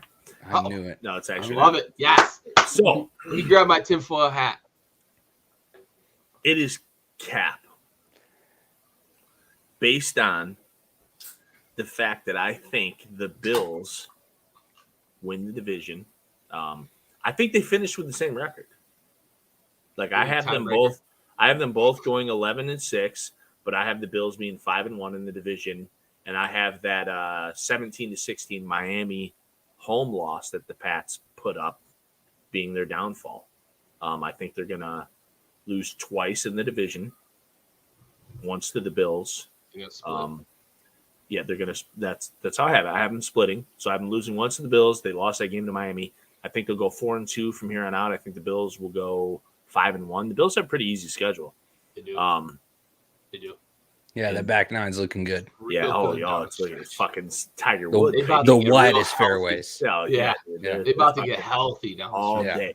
So even without Tre'Davious White, right now, I think they tie. I think it's 11 wins for each team, but I think the Bills are going to take that divisional pull.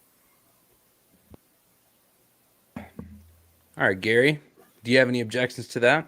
Oh, that's such a good take. Like, I have the Bills probably winning the division by a game, but honestly, like, I could see it playing out exactly that way. So, yeah, nope. Gary's told me I had a good take like 6 times. I know, man. You're dude. I can't killing even it tonight, feel. You're killing it, confident.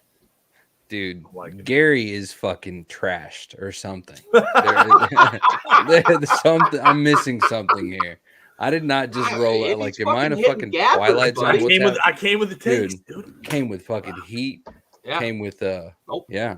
Killing it. That's a great take. I love the idea of the tiebreaker. That's so good. Love it. I hate this coexistence. Like, I really wish you guys would disagree on something. We haven't, we're argued, getting we there. haven't argued all night. We're getting there, though. That's horrible. Maybe Stand I'm the by. problem. Stand by. We've been kubayan all night, buddy. Campfire s'mores. Yeah. That's why we're peace an pipe. hour. That's why we're an hour and 24 into this. Oh, yeah. Come on. On to the next one. Capper facts: the Packers will find a way to blow it in January. That's Cap. I love it. That's Cap. Okay. That's Cap. You're buying. Dude, this is such You're a buying. confident Aaron Rodgers, and I've said it for Doug, like since we even started talking about the season, like I've been talking about it. He is a different Aaron Rodgers. He is in a groove. He's having fun. It's and COVID toe. The COVID toe is, he picked the wrong thing, and he got slaughtered for it because apparently COVID toe is an actual thing. It is. All right, whatever, I dude. guess. Same thing with him getting shit on for the vaccine and the whatever. Ivermectin. The horse tranquilizer. All right, yeah, no, that's Rogan, but I feel you. He and Rogan are in a fucking shack together. He's the one that put him on it, dude. Right. Rogan put him on I it. consulted with my doctor, Joe Rogan. Dr. Rogan. That's right. Yeah, no. I don't think that happens at this point. I mean, Aaron Jones is kind of coming into play. I mean, he's doing well. I think that the chemistry that's building between these guys this week or these last 2-3 weeks, even through the loss, is pretty solid. You know what I mean? Like they're running. It's the Cowboys' job. It is. Yeah, you're right. So, anyways, I don't think but we're doing it a little early, so we might get a little second wind, is what I'm saying. So yeah, no, it's Cap. The Packers will be the team to beat, and I think the team to beat over the Bucs in the NFC. All right. That's my absolute right now at this point. I think after this week, I think I'm going full blownsies. If I'm committing right now, it's the Packers are winning. Over the Bucs and the Cards. He's pushing the chips in. Okay. I'm all in right now on the Packers. Phil Hellmuth. Dude, I will fucking eat all the crow. Okay. I'm in. All right. Andy? Sadly. Oh, it's facts. I agree. Are you Cap? It's Cap? It's Cap. Wow, I thought this was going to get controversial. No, it's Cap. No way, dude. He knows. I have the Packers going 4-1, if not 5-0, to end the season. Their schedule. A lot of divisional games. Fucking light, dude. They play the fucking Lions, for Christ's sake.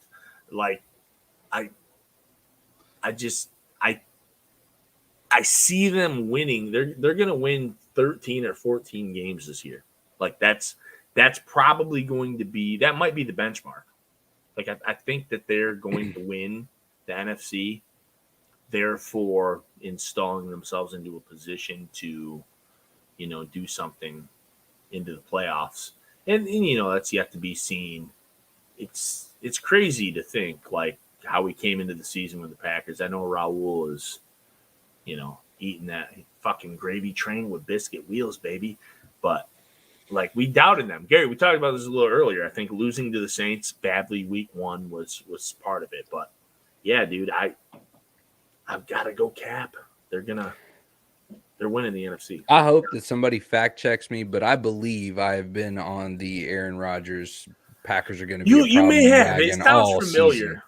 It sounds familiar. Somebody has, man. I just can't doubt people. I mean, I don't ever doubt Tom Brady, but I just think that right now the Packers have it most together.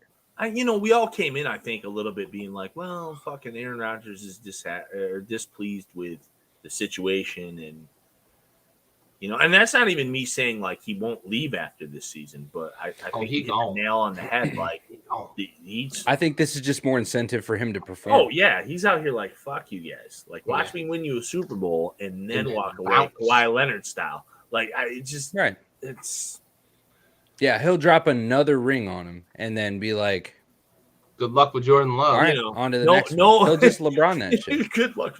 No Mike McCarthy holding me back this time, bitch. Yeah. The decision. Where's that guy at now? He's probably at home COVID on a protocol. Zoom call. Yeah, on a Zoom call, talking to his people. Smashing some prednisone. I don't have any enjoyment in telling Cowboys fans I told you so about Mike McCarthy. Yes, you do. But I fucking told you so. So happy, dude. Never seen this Okay, guy. like Dude, the day they hired all him, the Cowboys my fans brother that, was like, that doubted "What me. the fuck?" To all the Cowboys fans that doubted That me, dude is. we awful. have the fucking watch, us real ones. I told Green Bay fans for years, Fuck like, that. This is our year. Rodgers was winning games in spite in of it. spite of McCarthy. Oh, it was bad. Always. Facts. All right. Anyways, but Gary, is that cap or facts? I'm cap on this. I've been talking about it. This is Rodgers' swan song. It's his fuck you to the Packers. I'm out. I'm gonna win a chip. The only thing that stands in the way is the Bucs and Brady. They beat them in Lambeau last year. But I do think this year's Rodgers is a different Rodgers. I do think that given the opportunity on 4th and goal from the 3, they're not kicking a fucking field goal this year. I just want to talk about the photo that will probably be iconic, and that is Jalen Ramsey in shambles on the ground as Aaron Rodgers fucking just dusting it on in, you know? And he wanted so badly to stop Rodgers from scoring that touchdown. I was listening to McAfee this morning, and they had Aaron Rodgers on, and he was talking about that play and just kind of what went through his mind, and it was beautiful. I mean, it was just like, it's so crazy how just a couple seconds of play translates to like minutes of conversation and explanation of what was going through his mind. It's incredible. I mean, when you talk about the greatest minds in fucking football right now, Aaron Rodgers is one of them. Well, if we watch quarterbacks who are scrambling quarterbacks, and we watch quarterbacks who scramble, and I think Aaron Rodgers is probably like in the very middle of that. Like, he's not a scrambling quarterback, but he's probably also at the height of quarterbacks who will scramble. Yeah, he's efficient with his. But he doesn't, for sure. But he doesn't take hits. Right. He never gets hit. When he does, slide, Anthony Barr knocks him out for the season. Okay. When he does. Generally speaking. He doesn't take hits. Right. A lot of times he doesn't even have to slide, though. If you watch him, it's a clear run out of bounds or a clear run into the end zone. Yeah. Or he slides with like 10 yards of cushion. Right. Because he's got the first down. We have these guys who know they're going to run. He's not getting fucking Kiko Alonso'd. Right. We have these guys. We have these quarterbacks who don't know they're going to run, and then they run and they slide at the last second. Like, everything's calculated. It's crazy, but yeah, it's chess to checkers. I hate the Packers. Fuck. All right, yeah, you do. All right, cap or facts. The Rams will figure it out. So we kind of touched on it earlier. We need to actually go ahead and rip this Band-Aid off and address the issue. And the answer is yes. That is absolute facts. The Rams are going to figure it out. They're still going to be a threat to the playoffs this year. They are still going to be a threat in the NFC this year, and they're going to be a much bigger threat next year when they get their shit together. When Von Miller figures out how to win, you know? But right now, I would say, actually, fuck that. For the rest of the season, Rams are going to figure it out. Andy? Yeah, I mean, I think they do. Looking at the rest of the schedule, I have them going 4-2 to finish the season. They have 6 games left, obviously. I have them finishing behind the Cardinals because the Cardinals don't have a particularly tough schedule either. I think the Cards finish 4-2 as well and get 13 wins. So, the Cards have been exceptional at fucking playing without Kyler Murray. And looks like he'll come back in week 13. So, but yeah, the Rams, they figure it out. I think they already have figured it out. I just think that they need to now tally some wins. I'm kind of curious to see if like Kyler's going to take some time to mourn the loss of Lincoln Riley as he got paid. Who got the fucking exclusive use of the private jet for his family? Wow. And this just goes to show you that there's too much money. Dude, I was listening. A college has a private jet and their football coach has exclusive use. Roger Goodell was negotiating with the NFL about use of the NFL jet, and Lincoln Riley got exclusive use of the USC jet. Boosters, baby, boosters. Hey, just a quick point of context for those who may not understand what's happening right now. We're talking about a college that's supposed to educate people, is giving upwards of millions of dollars worth of private. 100 of them. No. I'm talking about just the flights. Oh, just the jet, millions and private flights for his family. If his kids want to go to school a day early, they want to go to Cabo, they can take for the jet. Spring break. They don't do helicopters, but they'll do the jet. Oh my god! And remember all that while you. I teetered on a joke that I'm not going to go with. No, don't go there. Don't go there. Helicopters. God damn it. God damn it. I'm sorry, Kobe. I'm sorry. Same city and everything. I'm not proud, Kobe. I'm not proud. Same city and everything. God damn it. I get upset when I talk about Lincoln Riley. All right, he fucking deserves it. And then USC, those cucks. What's up? All right, Vince Young, baby. Hey, good thing nobody in fucking California is on fucking welfare, fucking struggling in the streets. That's by choice, right? Oh, all? Wow. All of it? Wow. Hey, my fucking 8-year-old kid towing that red line. Yeah, dude. Jesus Christ, dude. Oh man. This blue just turned into red. All of a sudden it's Make America Great Again. Holy fuck, dude. Oh man. Get in, pussy. We're making America great again. Johnny Jr. wants to know when you're coming over for dinner.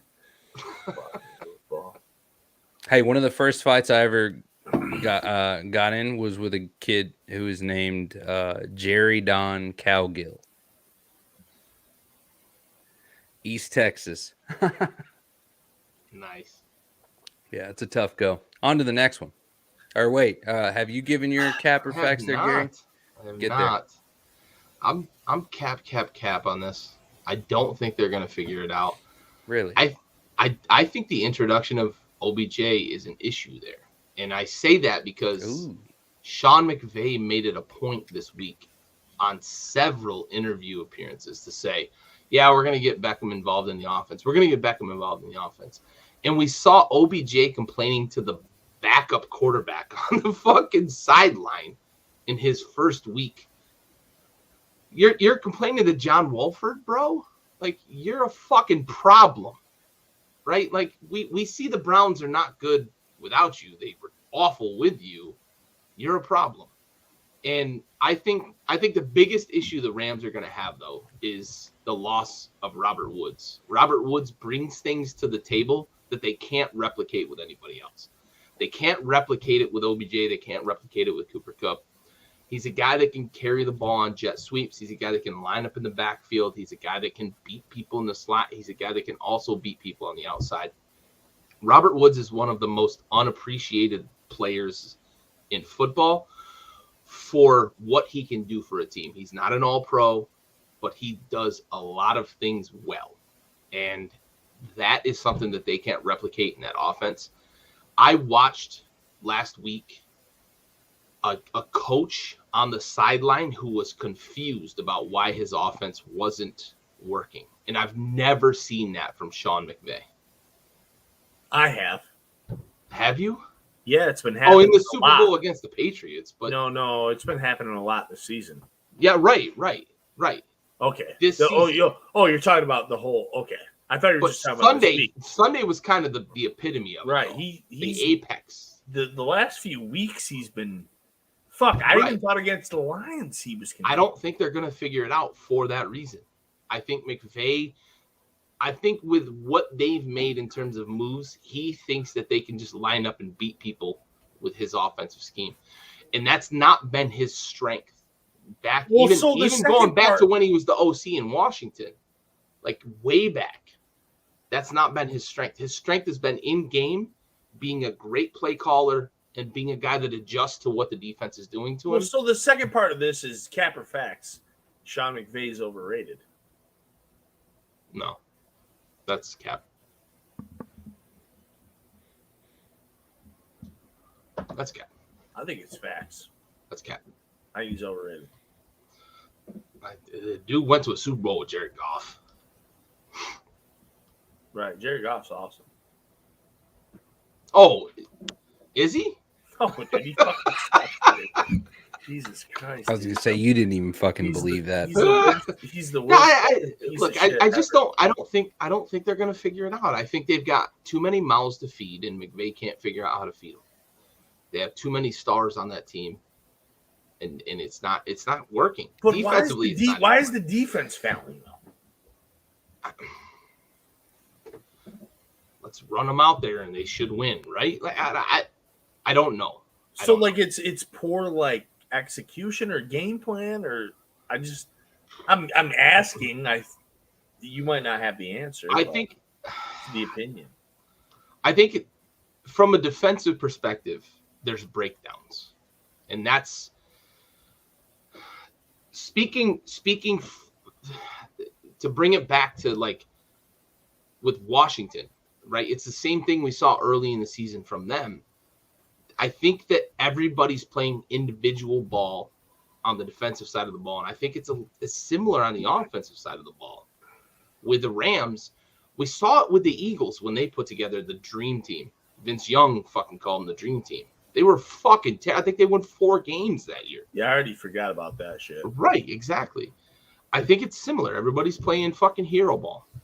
I think that's what it boils down to. All right.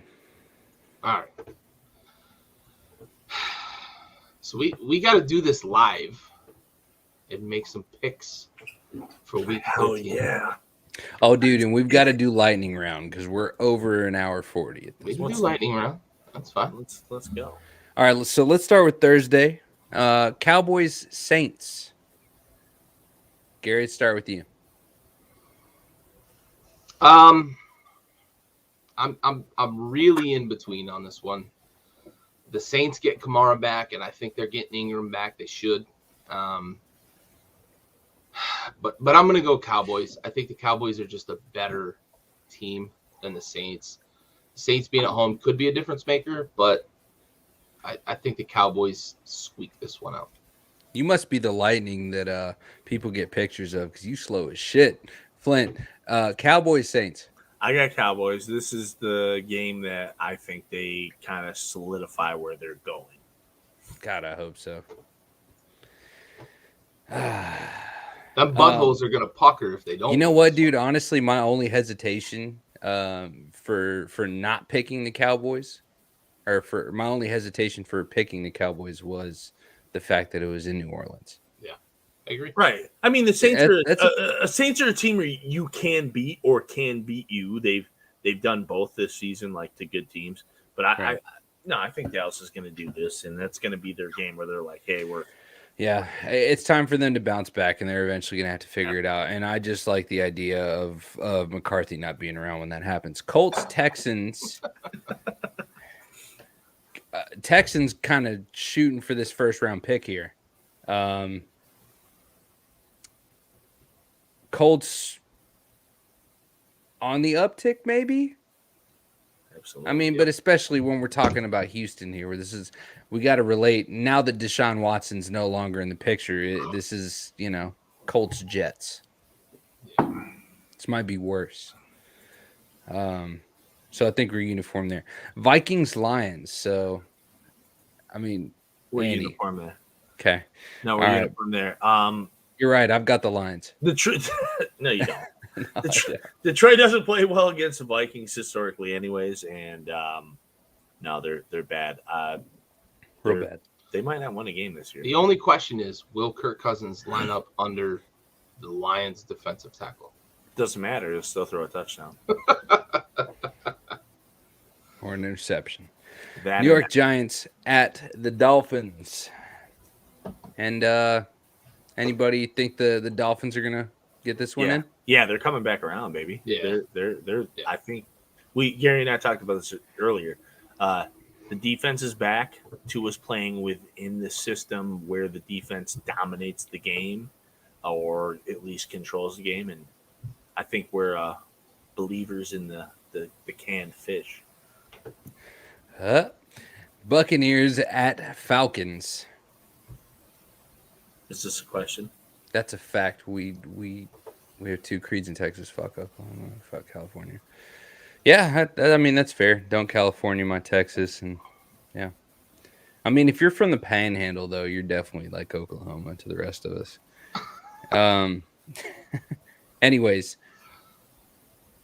Bucks Falcons. This should be all right. Yeah, 11's not enough. Vegas has the line at 11. That's not enough. That's really a game. Over. Lay them points. Like the Falcons can get Trey Young. It's fucking over. Shit's over. It is. Eagles at the Jets. Jesus Christ. Slap fight. No, man. I mean, Jalen I think the looks Eagles like a take quarterback again. Oh, give me the Jets. Yeah, he does. Yeah, he does. Eagles are gelling. You got dude. the Jets? Eagles are Give me the gelling. Jets. Give me Nah. the Jets. Okay. Okay. All right. Well, you sit on that island, and that's a good island. I don't like the fact that I think the Eagles are going to win, but I do think they I are. got gonna my win. ties on this island. Fair It's a enough. homeless island. Homeless island full of bums, You like don't fucking even bums. have Starbucks. Speaking of which, this is a quick little fucking tidbit to the. You know what? I'll wait. till we Oh, go get to ahead. the Rams. No, I'm gonna wait till we get to the Rams. Cardinals, Bears. Chargers, Bengals. So,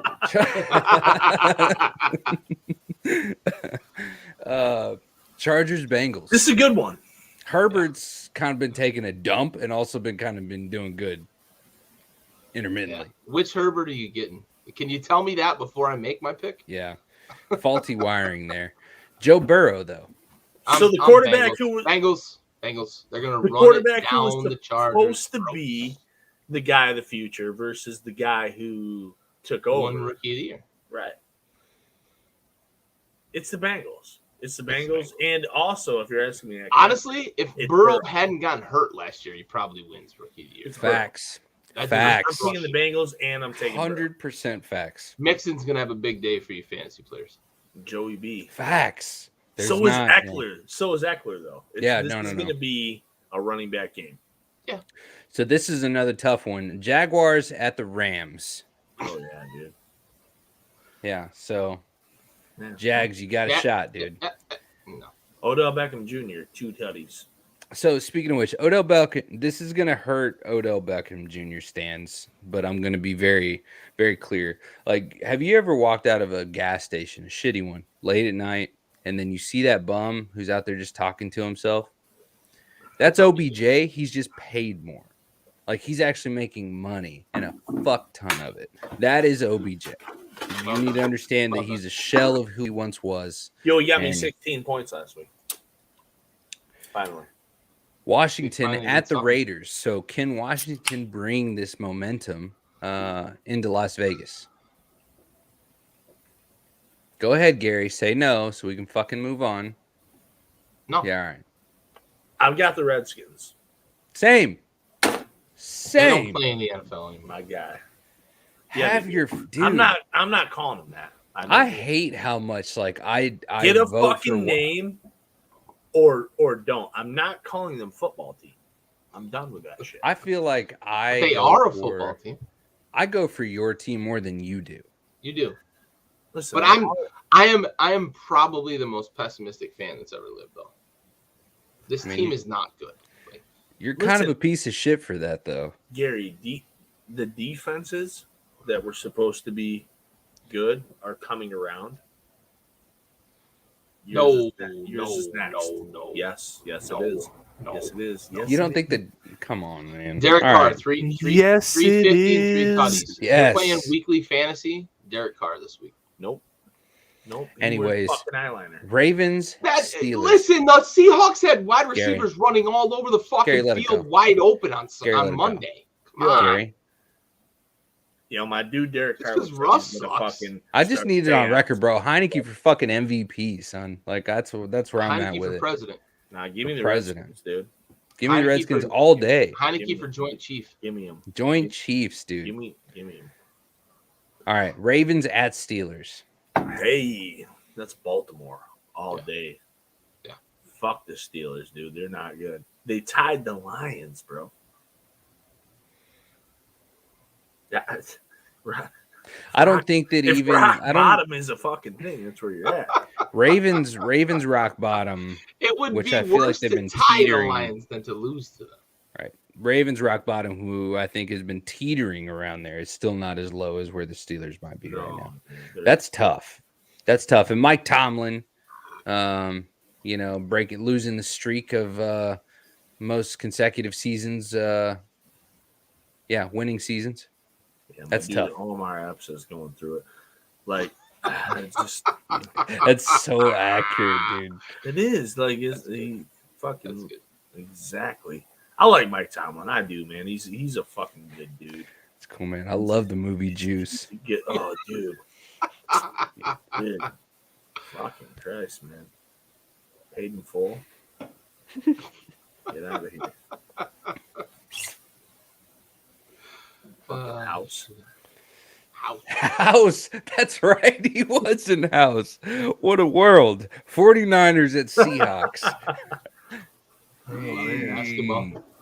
Those poor Seahawks. Look, even being at home is not going to help them. Yeah, it's a tough go. So I expect Pete Carroll's departure either to another team or from this earth shortly.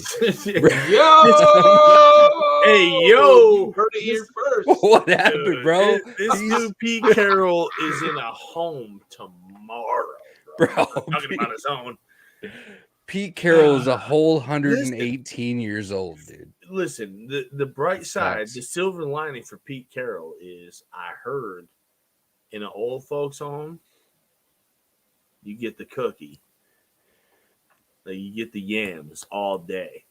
Oh, shit. So, Petey, where you're going, kid, is a good fucking spot.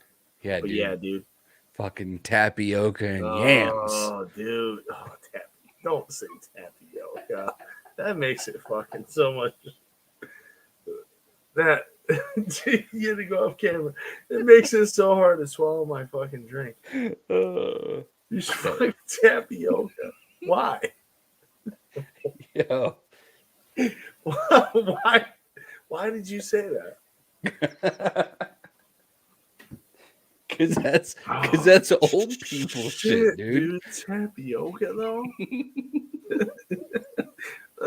Let's think about this for a second. Tapioca. Yo, this is holy shit, dude. Tapioca. I can't get over it. I can't even move past it. Fucking my guy said tapioca. Fuck caviar. The fuck? Golden Corral and fucking Missionary. Yo, Gary fucking missed the whole thing I too. did too. We just got Golden Corral and Missionary. No. What the fuck did I just come back? No, we can't even recreate. You're gonna have to watch the show. Yeah, I'm gonna have to watch. What just happened? Fucking tapioca. Fucking Plan B and tapioca. What game are we talking about? We don't know. We forgot. All right. Raul's dead. Fuck, dude. Died twice already. Came back. Left me fucking hanging on the thing alone. Yeah. While he was over there having a moment. Gary's gone. Raul's fucking having a moment. I'm left trying here. To laugh quiet. Fucking tapioca dripping.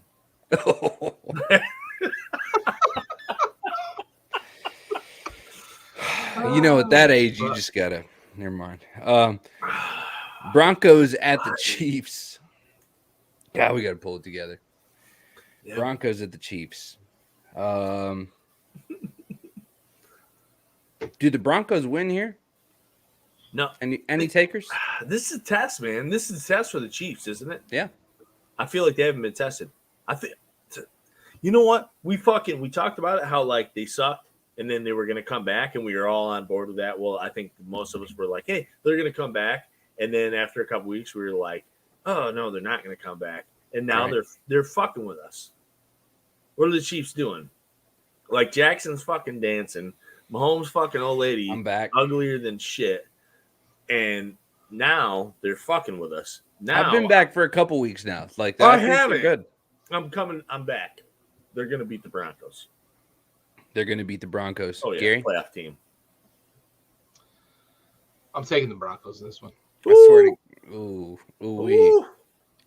I am. I think the Broncos run game and the way the defense has been playing the last couple of weeks just going to make the difference in this game. Just a mild observation. Every time I go to you and I ask you a question, this is every single time that I've ever asked you a question on this podcast. This is how it goes. It's because I know what your fucking reaction is going to be. It's every time I pick against what you think, I'm the fucking asshole here. So that's my reaction. We just needed to get it out in the open. It's there. I validate your feelings. Patriots at Bills. I like this. I love it. What a great Monday night football. You know? Andy, I think I know your answer to this, so I'm gonna go to you first. I'm gonna predict that you're gonna pick I think you're gonna pick the Pats. Patriots at Bills. No, I'm picking the Bills. I already said that. I said as much earlier. I think they tie to end the season. So I have them. They haven't played yet, so I have them splitting their two meetings, and we'll see. Listen. It would be awesome if the Pats pull out the fucking win to completely foil what I'm doing. But yeah, I got the Bills. Gary, any objections? Yes, I'm with you on the split, but it's a road split. Give me the Pats here. Give me the Bills in New England at Gillette. Pats this weekend though. You were like that weird kid that ate fucking clay in art class. You're just trying to be different. No, I'm not. I think we're gonna see the Pats go into Buffalo and win, and I think we're gonna see the Bills special. wake up. No, I'm with that. My mom always told me I was special. No, I'm with that. I honestly think the Pats are gonna beat the Bills this weekend. Yeah, or on Monday. I like the idea of the split though. I think the Bills go into Gillette, win it, and then end up finishing the season and win the division though. I mean, yeah, you're wrong either way, but like that's cool. If the Pats win this weekend in Buffalo, are you going to pick the Pats again in Gillette though? I might actually. That might throw a fucking wrench in it. Yeah, I think it would, right? By your logic, for sure. Right, absolutely. Okay. It has to. That's why I asked. Nice. But they're not, so we're not worried about it. Hell yeah, brother. Well, I think that brings this shit to a close. Just under 2 hours as we're trying to keep it. No. Oh, God. Jesus Christ, we're never going to get out of here. All right, let's go to Thanks Haskins. My God, fucked up. All right, Andy, what's your Thanks Haskins? Oh, my Thanks Haskins has a lot to do with my fantasy team. And I want to thank you, white running back Messiah, Christian McCaffrey. Fuck you. You spent a lot of money on it. Thanks Haskins, bro. Not just for me, but for the fucking culture. What are you doing, dude? Running around out there like a goddamn China doll. I don't know what your fucking problem is, bud. But like you look like the toughest fucking dude on earth, right? You're probably my guy, bro. Nah, he needs some milk. he does. He does. He needs the milk massage. I ain't with it, McCaffrey. Oh shit! You're done, dude. You fucked up. You dead to me. Thanks, Haskins. Gary. Yeah, I'm I'm gonna go to Washington for this one. Joey fucking Sly kicks an extra point so low that the defensive lineman like accidentally blocks it because he didn't jump, didn't stick his arms up, hit him in the armpit.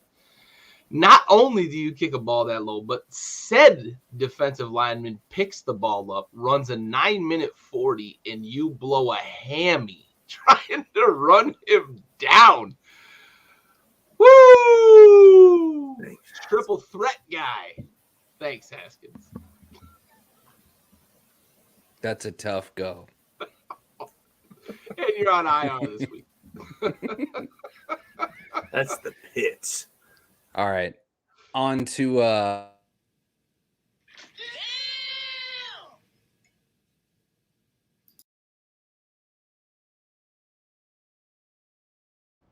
love that we always hear Stove, his mouse click in that. Click. I dig that. Just a personal touch. He's always with us. All right, Gary, let's go to you first. What's your damn K? My damn K is this time in the NFL, we're starting to see a lot of crunch time games. We're getting down to where it really means something, and we're seeing the cream sort of rise to the top. I love this time in the NFL because we've spent the first 10 or so weeks of the season debating who's going to be good, who's going to be bad, and as Bill Parcells put it, you are what your record says you are. And we've got the haves and we've got the have-nots. And for that, I appreciate what all of these games are going to mean down the stretch. I appreciate the NFL scheduling division games late, too. I really like that. So for all of that that's going to make December and January really interesting, I say damn K. Well said, well delivered. Andy? My damn K has to be the fucking beating. The absolute Nancy Kerrigan, Tanya Harding shit that the Bengals put on the Steelers last week. Yeah. Damn, K. Damn, Tiger King. That's sexy as fuck. Joe Mixon is out there. Raul, you missed us earlier. We were talking a little bit about fantasy, about like your don't touch list this year was like Joe Mixon. Everybody's like, don't fuck with Joe Mixon. Joe Mixon is on one, bro. Wesley Snipes in fucking Blade. Yeah. On one. Yeah, he's not even tradable at a premium. Nah, cutting motherfuckers down, dude.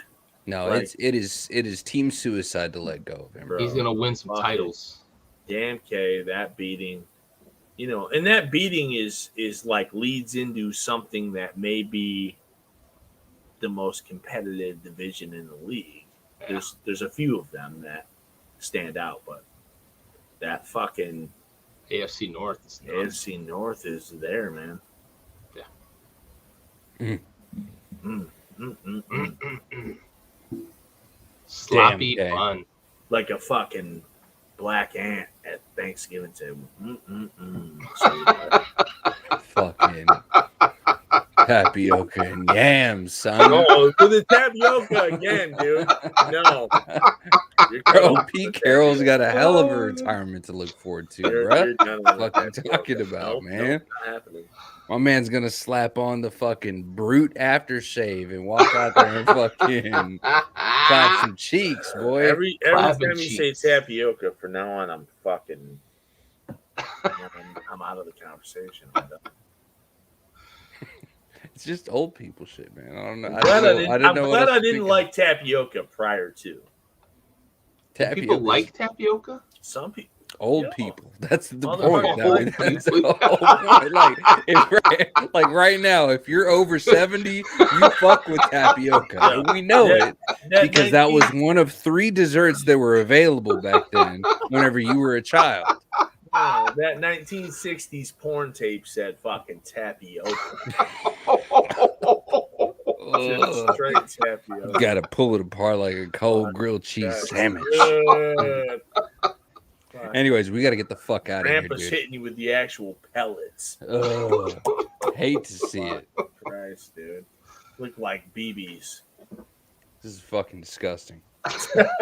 You started it, kid. I mean, I don't know. I'm just saying, for episode 90, this is just, this is exactly where we needed to be. Yeah, it is. So, from all of us here at the team, Gary, Andy, myself, we appreciate you guys tuning in. Episode 90. Tapioca coming up on 100. I don't even know. You know what? For those of you that watch this, I don't know why you do.